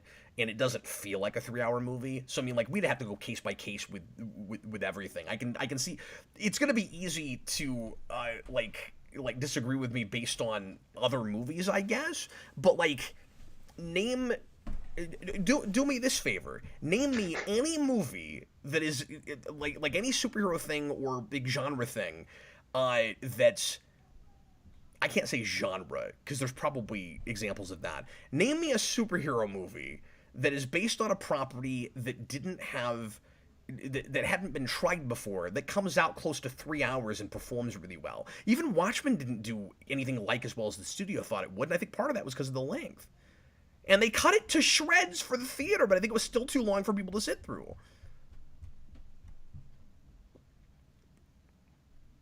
Which is unfortunate, but there's no other way to make that movie. That's not me saying they should have somehow made Watchmen shorter.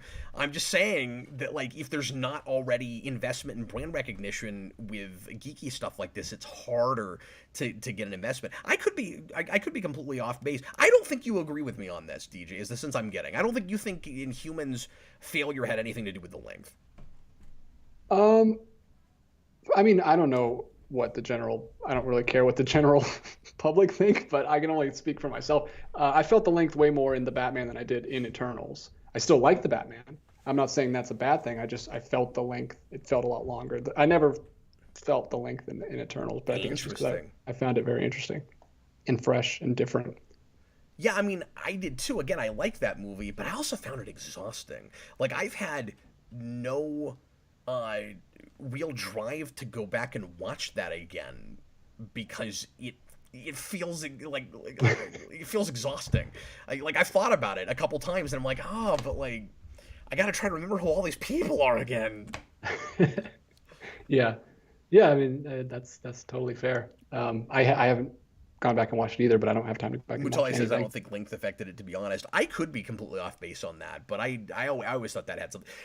And the length, along with the giant cast of characters nobody's ever heard of.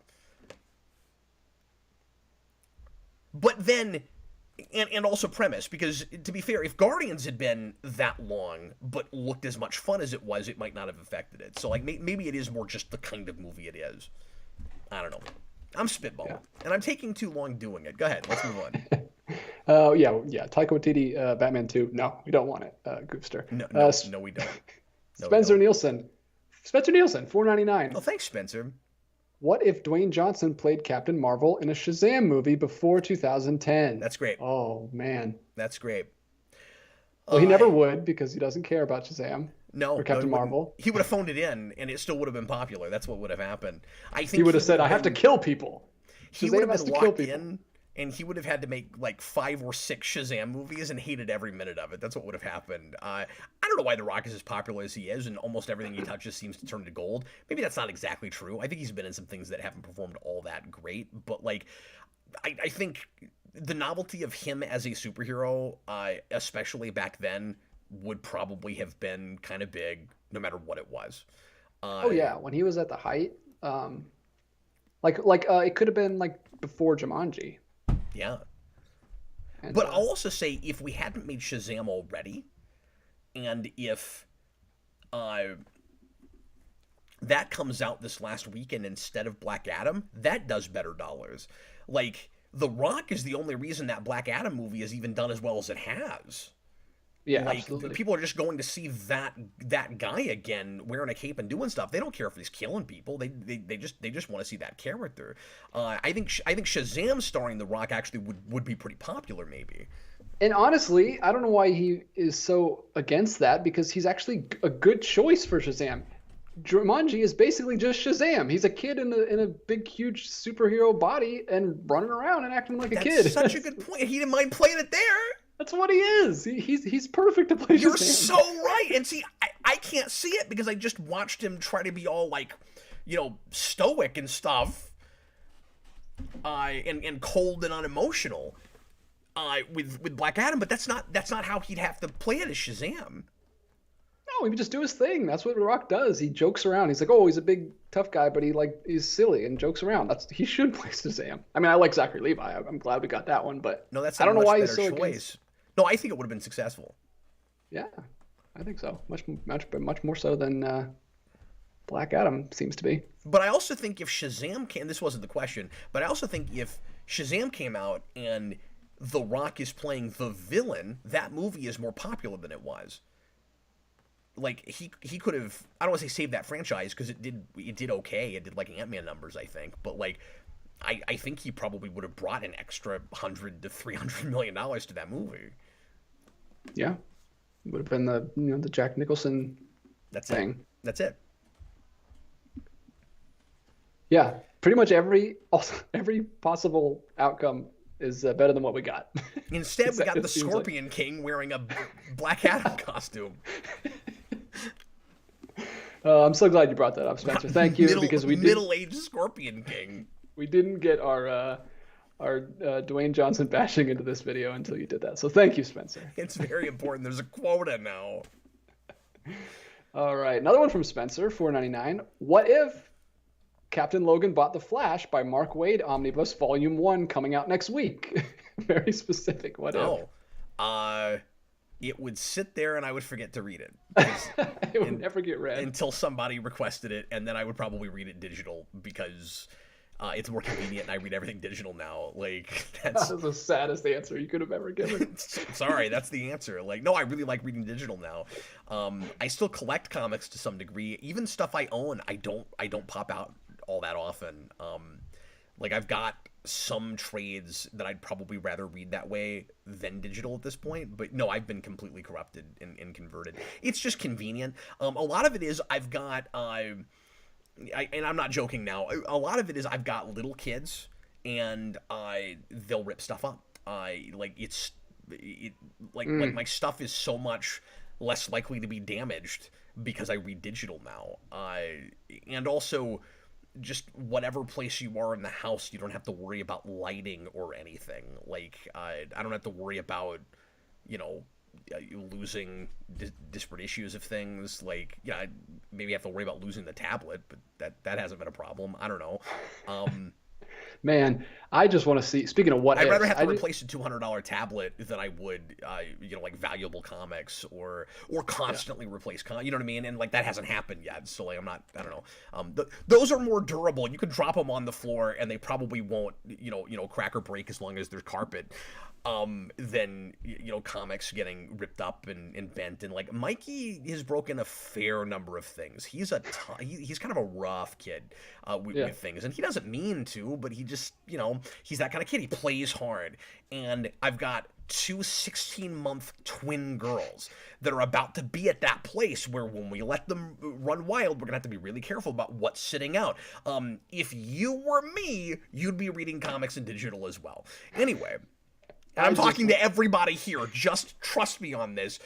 I doubt that very many of you guys have experienced this with that many kids. Maybe there are some parents here that have had their comics ripped up, but like, and maybe some people have switched to digital for some of the same reasons I have. But a lot of you guys, just trust me on this. If you had my life, you would have switched to digital by now. Speaking of what ifs, I just want to see a video. Not a video. I want you to actually go back Dragon in 5, time. I don't have a least favorite child, okay? I'm not holding it against him. Anyway, I'm sorry. What were you saying? I just want to see Captain Logan go back in time and meet, 2010 Captain Logan when I first met him, and all of the things that you were so adamant about that you completely flip-flopped on. It would be so entertaining to see you, like, your younger self disgusted with yourself for reading digital and other stuff. There's got to be other stuff that you've completely changed on. It's just interesting. I wouldn't be. There's a part of me that thinks that I wouldn't get along with my younger self at all, and there's a part of me that doesn't think I would be disgusted if only my younger self would be disgusted if only I could articulate how much the world had changed in 10 years. Yeah, it'd be an awesome conversation to sit down with yourself and have that. When 10 years from now, when you're pushing 40, me, new comics are not going to be what they are now. You're not going to be that interested. You're not going to want to buy them. You're going to find other things you'd rather spend your money on. You'll own an arcade and you'll have really cool tattoos. And then the third thing is there will be the technology will be better, and it won't suck to try to read a digital comic because you don't have to do it on a computer screen. I mean, that was the thing that held me back then. And tablets were around. They were just more expensive, and we didn't have as good of interfaces yet. Yeah. No, there's definitely. I'm not saying you couldn't be convinced, but it's just funny to see how he changed so much in these years. And I just want to see the scene from Days of Future Past with you just sitting down and staring into young Captain Logan's face. We need you to hope again. I don't want your future. Or I read comics on a tablet. I want to buy them on Wednesday. All right, moving right along. I'm filing that away to try to figure out if there's a way to contrive it for the Superhero Rewind movie. There you go. I want full story credit. Or I just want to mention special credit to the moderator. Blue Dragon 5 says, true, but it would be hilarious if years later Mikey saw this video. Now I'm going to clip that part out and show it to him. Yeah, you can do clips now. What do you mean? There's a feature on YouTube where you can literally click the clips button and like make a video to send to people from a video. Have you messed around with that yet? No, I didn't know about this. Can you upload it? I don't know exactly what happens. Tom's been messing around with it in the Discord. And put it on YouTube, because then I wouldn't have to use an editor, and I would be a lot more likely to do clips. Because I started a clips channel for the Captain Logan show, and we quit uploading to it. I want to get back to it, but Jason was doing that for me, and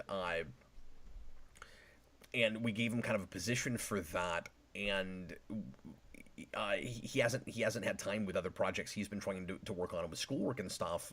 So they weren't getting hit very hard.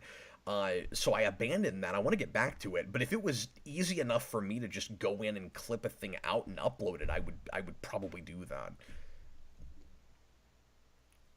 Yeah, I don't know. I think you can just share them. Yeah, I think once there's a little clip button, you click it, you just like drag the little drag thing, cut out the part you want, and then you hit share, and it only lets you post to like Facebook and messages and stuff. That's disappointing. But then could that video be downloaded? I don't know how it works. Or maybe it wouldn't be a video. Okay, I'll look into it. That's really interesting. No, somehow I have not heard about this yet. When did that start? It's literally, how like there's the little live chat button, the share button, the report button. It's just right there. It's a clips button. Crazy. And they changed a bunch of stuff with the update. And I don't like the update overall. I've got issues with the new interface, but it's neat that that's a feature. I'm glad that these days when YouTube does an update, they actually add features, because they used to downgrade everything when they did updates, and it felt like you were in a George Orwell novel where they called it an update, but everything sucked. What is happening? There's a novel you should write. Well, you kind of did. Well, no, it was a little different. Speaking of that, we have a super chat from Mutale. What if Captain Logan, or what if Watiti? I'm gonna skip ahead to this one because it's on topic. Kind of on topic, yeah. What if Watiti adapted Edible States? So I've never had that thought for obvious reasons, but that's a nightmare I'm gonna have tonight now, and probably the next several days in a row. Thanks for that. Honestly, it would be a better fit than Thor. Yeah, I mean, first of all, I'm just throwing shade. I've never seen any of his other movies. People seem to like them. I don't care. Like, his sensibilities with humor are not mine, and even if he's made movies that people like, I don't think I care enough to watch them. So I should probably stop crapping on him just in general as a director, because I don't really know what he's like apart from the Thor movies. But it doesn't feel like he has any real artistic integrity in adaptation anyway. With his own stuff, maybe he's different.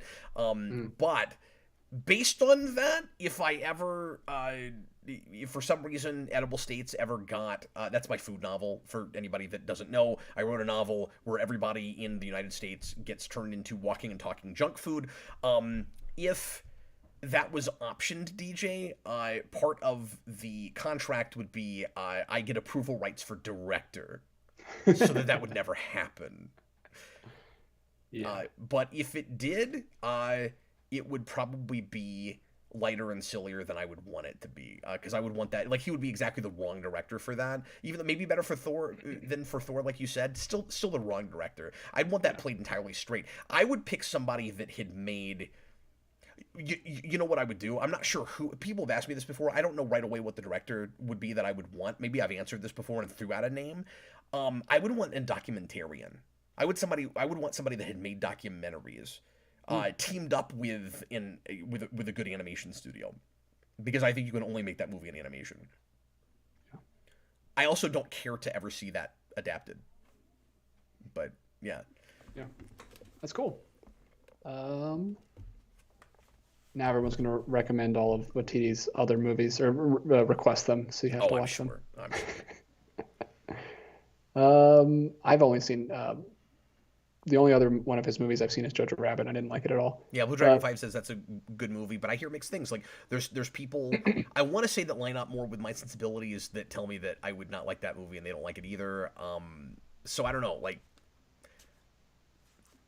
I'm not sure what it would take to get me to watch that short of somebody requesting it, and I'm not suggesting that, and I hope that doesn't happen. But that's probably the only way I would watch it. Don't do it, guys. I'm not going to say no, but I'm not going to sit down and watch that movie. Okay, another super chat from Matale. What if Captain Logan was a corporate sellout?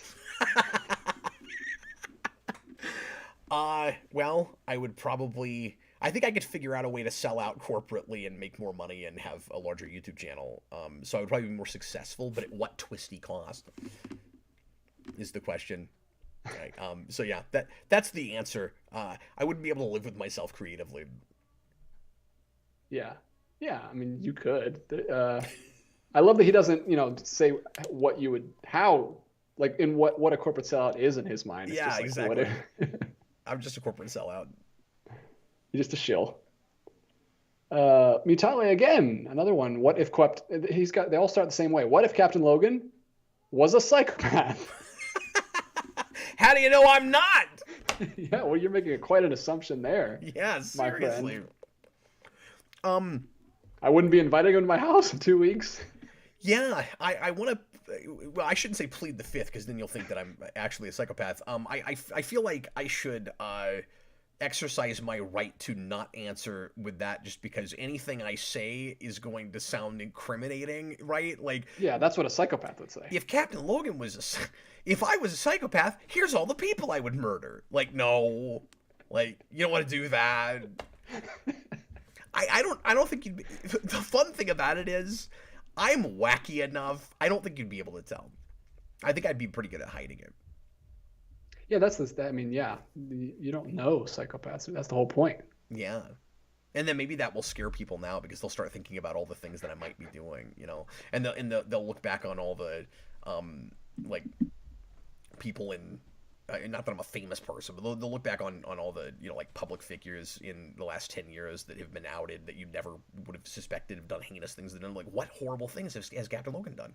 I said last night that I had skeletons in my closet, but I can't remember what we were talking about. They weren't like real skeletons. It was just like, oh, I know what it was. I revealed that when I was a kid, I was a Boy Scout. And that I had a subscription to Boys Life magazine, and Austin was like, "Oh my God, you don't want to tell people that." I was like, "Yeah, I've still," and I said in like 13 years, I don't think I've ever said that on the channel, and I said, "Yeah, I've still got skeletons. You can't even believe it. I still have skeletons." I didn't even know that. I've been a fan for years. Wow, Captain Logan, the Boy Scout. I did not. That's not something I would have expected. But you said you have no life skills.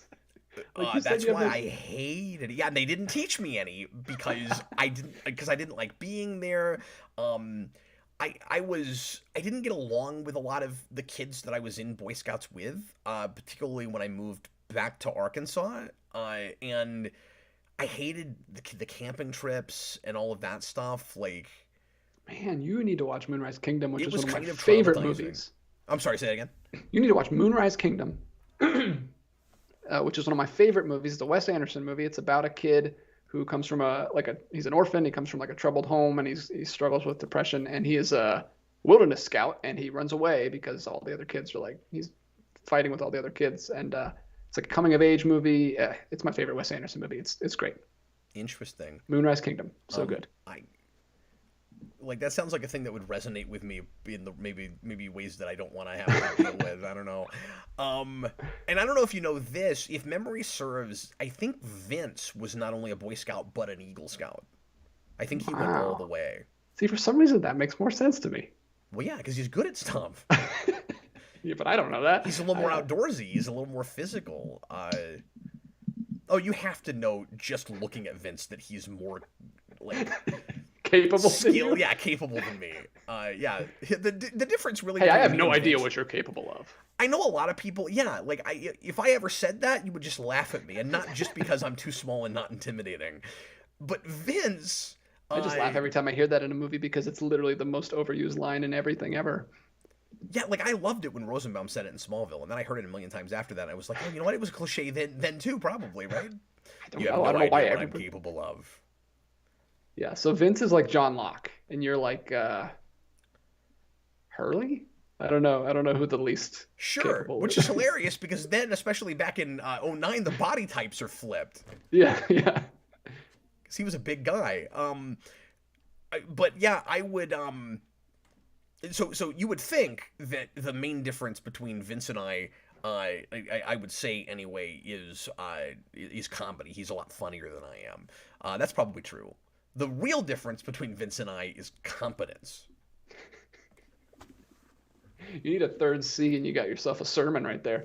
Comedy, competence, and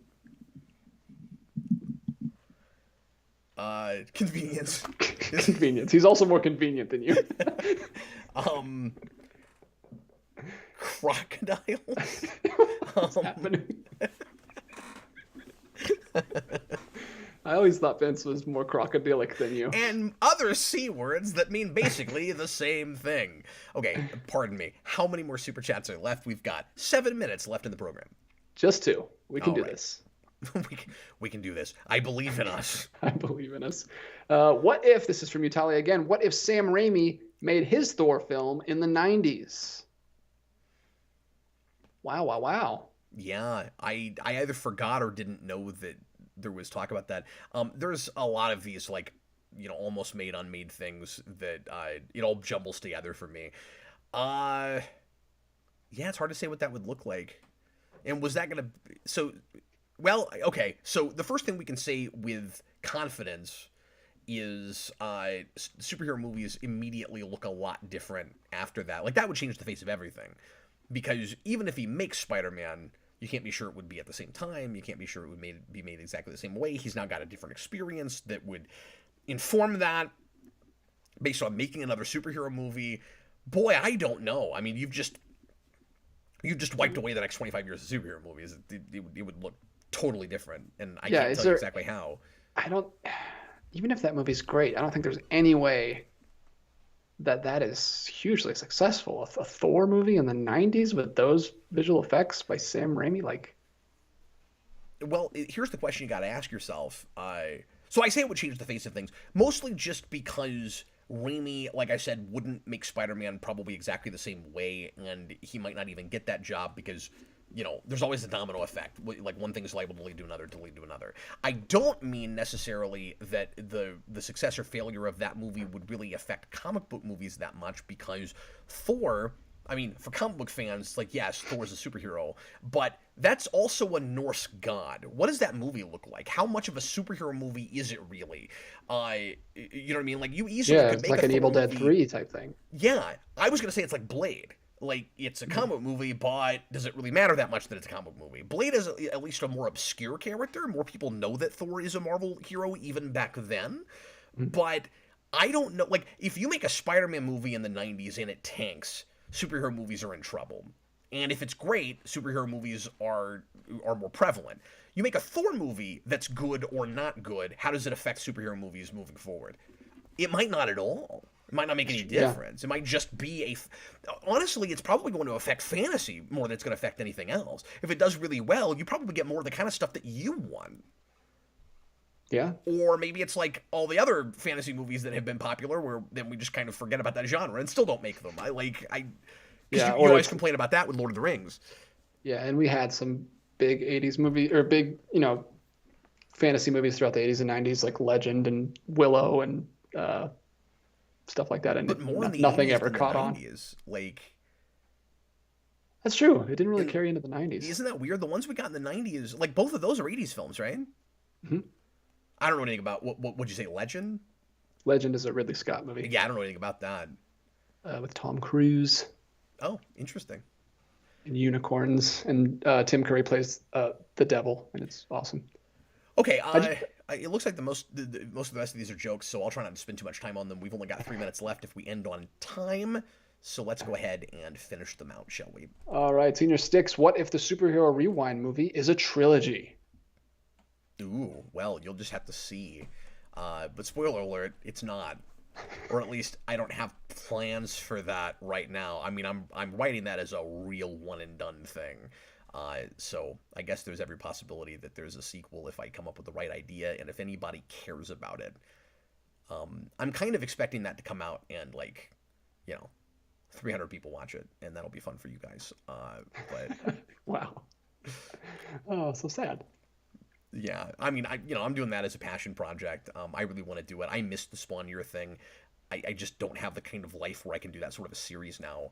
And I've always wanted to do something like that, but a movie instead. And I just needed the right idea, and it took forever before I finally came up with it.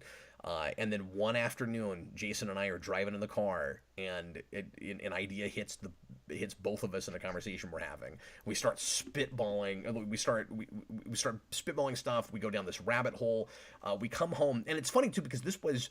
I'll tell you this story real quick. This was the day before we had to fly to Florida, and we were packing, and we were in a hurry. We had all this stuff we had to do for this dance trip when we were going to Florida, and we went to Universal Studios and stuff.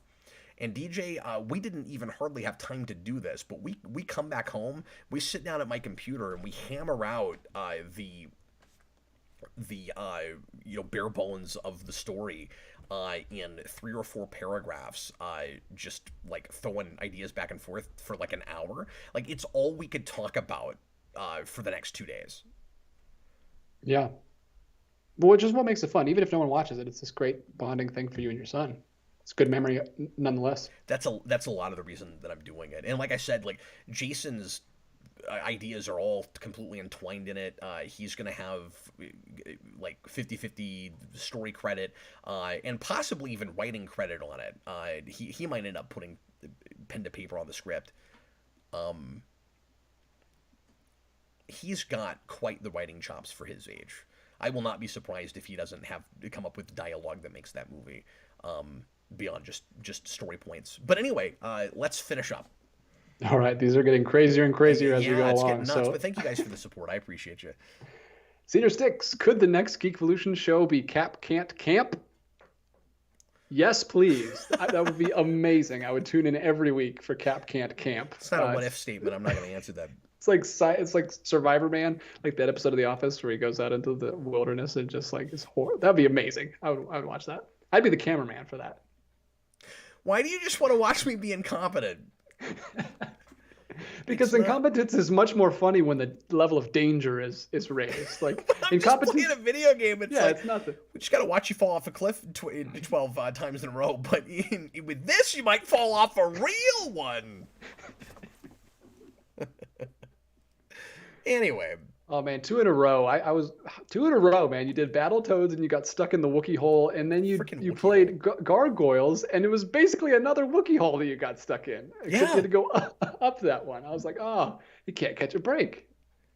No, and you get really flustered too because you're just wasting everybody's time. But there'd be real danger if it was Cap Can't Camp, which would be high stakes. Yeah, but possibly just as redundant. How long are we going to have to watch him try to start this fire? And it's not even just 2 sticks.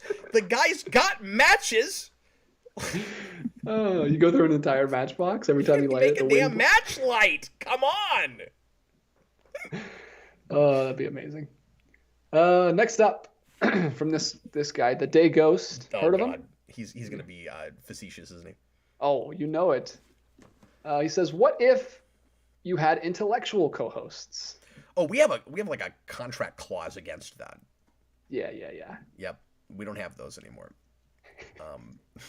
That was a different era. Yeah, exactly. This era is exclusively. We've moved beyond dinguses. We've evolved beyond the necessity for intellectualism. But yeah, the real answer to that, Austin, is you would not be a co-host. Obviously. You walked right into that one, Austin. I had to give a real speculative answer, and that's the answer. I'd be doing a lot of videos alone. And I would be sad unless I could see... This is so mean. Unless I could see the other dimension in which I did have Austin for 2 years, and then I would feel much, much better about doing the videos alone. Oh, man. Well, sorry, Austin. Don't ask the question if you can't handle the answer. Can't handle the truth. Next one is from Bag Studios. Getting weirder and weirder here. What if God did need a starship? Oh, wouldn't that have been a great end to that movie? Where, like, Kurt goes, excuse me, I have a question. Kurt puts in a super chat to God. He's like, I have a question. He's like, what does God need with a starship? And then God goes on this, like, complicated explanation as to how, yes, he was the Almighty, but, like, he lost some of his power somehow. Like, he created the universe, but, like, he's really diminished now for some reason. And, yeah, he really does need a starship in order to leave. And then they just give God a ride. They just use, like, the Enterprise as a taxi. And he just needs to go somewhere so that he can be God again. And, like, that's the end of that movie. He just loses his omnipresence for some reason, and he gets to fly around. Yeah. We just gotta go somewhere else. Like, maybe the planet he's on at the end with, like, the stupid Stonehenge that comes out from the ground. Maybe somehow, like, that's reducing God's powers, which is stupid because if he's God, you know. But it wouldn't be dumber than anything else. It's like Galactus putting all his power into a board. I also don't know how they got to the center of the galaxy, like, in 5.5 seconds, but, you know, without any kind of like, change their propulsion, but whatever. So, like, it wouldn't be the dumbest thing in that movie. Yeah, I think it would make the movie better, actually, if they just committed to, yep, he's God. He's just having a bad week. Okay, moving right along. All right, speaking of Star Trek 5 is what we're talking about. I'm sorry, what was it? Speaking of the good old man upstairs, Lord Almighty, what if Captain Logan became God? Says Mutale. Wow. I'd be so really... So Bruce Almighty with you. Go. Mm-hmm. Well, I'd be the most incompetent God we've Yes, Cap can't God. That's a show I'd watch. We've already established this. I think first of all, whoever becomes God should probably be half decent at camping. Yeah. We'll have Vince do it. No. Now I just want Bruce Almighty to be a reality show. Oh yeah, that's great. Bring on people and give them. You force force 5 people to live together in a smelly apartment, but they all You're have competing for the godlike powers powers? of God. No, yeah. The winner just gets the powers of God. You have to prove yourself. The winner gets to keep the powers of God? Yeah. That's great. Good grief. But no, the answer to I become God is, first of all, I get rid of the DCEU. Except for the Suicide Squad, like you established earlier. Yeah, no, that was to appease the corporate heads of Warner Brothers. If I'm God, you don't even get that anymore. You don't have to appease anyone. I don't gotta appease anybody. I just start everything all. Yeah, forget that. And then I would just automatically make everybody more of critical thinkers, and I would make it automatically possible for, these are my priorities. I would make it automatically possible for every household to be able to be a one-income family so that parents could parent their kids, and I would abolish public school. That's the political answer. Moving right along. But seriously, I mean, the serious answer, you would just get rid of Picard. Immediately. Yeah, there would be no. There'd be no New Trek. There'd be no 09. I would get rid of Enterprise. I mean, I'd go back even farther. I'd fix it all. I'd make Voyager what it should have been in the first place. I'd give DS9 a better 7th season. I'd also fix TNG's 7th season. We'd get rid of everything but First Contact with the TNG films. Anyway. All right, another one from Dave B. A. Sodden Foal 199. Who owns the movie rights to The Spirit? Oh, we did the trivia thing during the Halloween show. Yeah, is he actually asking us? Because we are not the people to ask. I can look that up. Would it have changed for some reason? I think The Spirit was a... Boy, who made that movie? It's not Fox. Is it... It's not MGM. Who made that? I actually don't know that right off. I'm going to find out. We have got to finish up here. How many more Super Chats do we have here? Just one more after this. Oh, now 2. Okay, cool. Thank you, guys. We're gonna finish up here. Lionsgate. Lionsgate owns that. Now, I don't know if they still do. Like, I'm sure they own their film. I don't know who currently owns... If you mean who currently owns the rights to make another Spirit movie, I don't know that. If it's still them or somebody else. Okay, what are our other Super Chats? We have one from Utale. I'm incompetent, I can't read. What if Cap can't read? No, that's not a show. What if Captain Logan was Austin's dad? Well, he'd automatically be happier because he wouldn't live in Canada. Well, I don't think anything would change pretty much because he's basically. I mean, you're doing basically the same thing with Jason. Yeah. So you'd still be probably doing the Austin show, still doing the request. The weird thing is, I'm actually almost old enough to be Austin's dad. That's the strange thing. His mother is only like 2 or 3 years older than me. Yeah. Isn't that crazy? And yeah, you could have absolutely had a son. Pretty. I mean, you're able to have kids at like 20, 18. Well, I mean, you're able to have kids earlier. And I'll stop joking and making fun of Austin for just a minute. I mean, it's a testament to Austin that he's on the channel, and as much as he is at the age that he is, like that guy's knowledge and insightfulness and just ability to roll with me, and his especially sense of humor. He's just a really, really entertaining guy. Mm-hmm. Big Ghost Cap is 4 years younger than my mom, okay, and 6 years younger than my dad. Isn't that crazy? But I'm so close to the age of his parents. Yeah.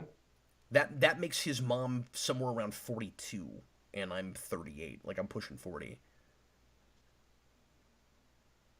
Wow. Sorry, Austin's mom. I just outed your age on Your camera. mom's 42, Austin. Maybe, unless Cap's math is wrong. It might be. Blue Dragon 5 says Cap would be like, I have no son! Okay, well, I've gushed over Austin, and I can't have that more than once a year, so we gotta move on. Well, the last one I've said too many nice things. Is going to make me blush. It's from Senior Sticks. What if the Welder got his own Sonyverse movie? Automatically better than what they're doing. Well, he'd be an actual villain, first of all. It would be a villain movie. He wouldn't be a anti-hero, weirdo, lobster tank guy. No, it'd be a serial killer film. Well, they made it. It was called what was that Breaking Bad movie called? Oh, yeah, El Camino. Yeah, yeah. They Yeah, already made it. because the welder's in that, but he's not the protagonist. He'd be, well, here's what's great. If the welder got his own universe, this is so dumb. If the welder got his own This is our job. universe based on that film, it would be not only a real villain getting a movie like Joker or something, but it would also be what these should be with Spider-Man. They call them spin-off movies. This would be an actual spin-off movie. He was in something first, and then they gave him a movie. Can we please stop saying spin-off with characters that have never been in anything? Yeah, we got to make a word for it. What is it called? I mean, it's like, you know, spin-off adaptation or something, right? Like, I can't think of a good word for it, but it's not what they're calling it. You can't say Spider-Man spin-off. These characters haven't been in a Spider-Man movie. At least the iterations that they're doing. Yeah, The Welder, a spider story. Yeah. But that would be The Welder, a Breaking Bad, then a Spider-Man story.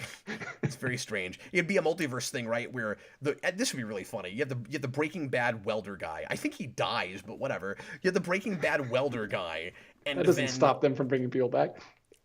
Yeah, and then a portal opens somewhere, and he goes into the Sonyverse, and he's like, "What the crap is this?" Oh man. Well, we got one more while we were rambling about goofiness. Robert Wild. Gotta finish up here. What if Cap did a 48-hour live stream? Good Lord, I can't try to keep topping myself like that. That would be extreme and a mistake. And I think that by, hour 25, 26, I would be so inarticulate that it might be really entertaining for you guys. I don't know. I think the answer to that is at some point I fall asleep. Like, I don't think I'd be able to make 48 hours, like, regardless of how much caffeine I'm using and, that kind of thing. That'd be... Speaking of turning up the danger, you might need to consult a doctor before you attempt that. Yeah. It doesn't seem healthy. You'd probably see me hallucinate on camera, and if I had any co-hosts, you'd probably see me lose a friend. All of this sounds great for television. I would watch all of this. No, that's true, but wouldn't this be the Cap that sells out? He just does all this stuff because it's, for entertainment value, and it's like, you're really, like, losing your personal artistic integrity in kind of like a Jerry Springer sort of way. Yeah. Okay. We're going to go ahead and end the show now. This has been Wild and Wacky, and I want to thank everybody for your participation, and especially all the super chatters tonight for supporting the show and the channel. Seriously, I've been silly and making fun of people all night. You guys are wonderful. I really appreciate you. Even Austin. Maybe especially, I won't go that far. I will be back tomorrow. Speaking of Austin, I'll be back tomorrow night with, like I said earlier, another What If show where we'll be talking about actual What If comics. And all 6 of them that Dan and Austin and I have chosen are listed in the community tab.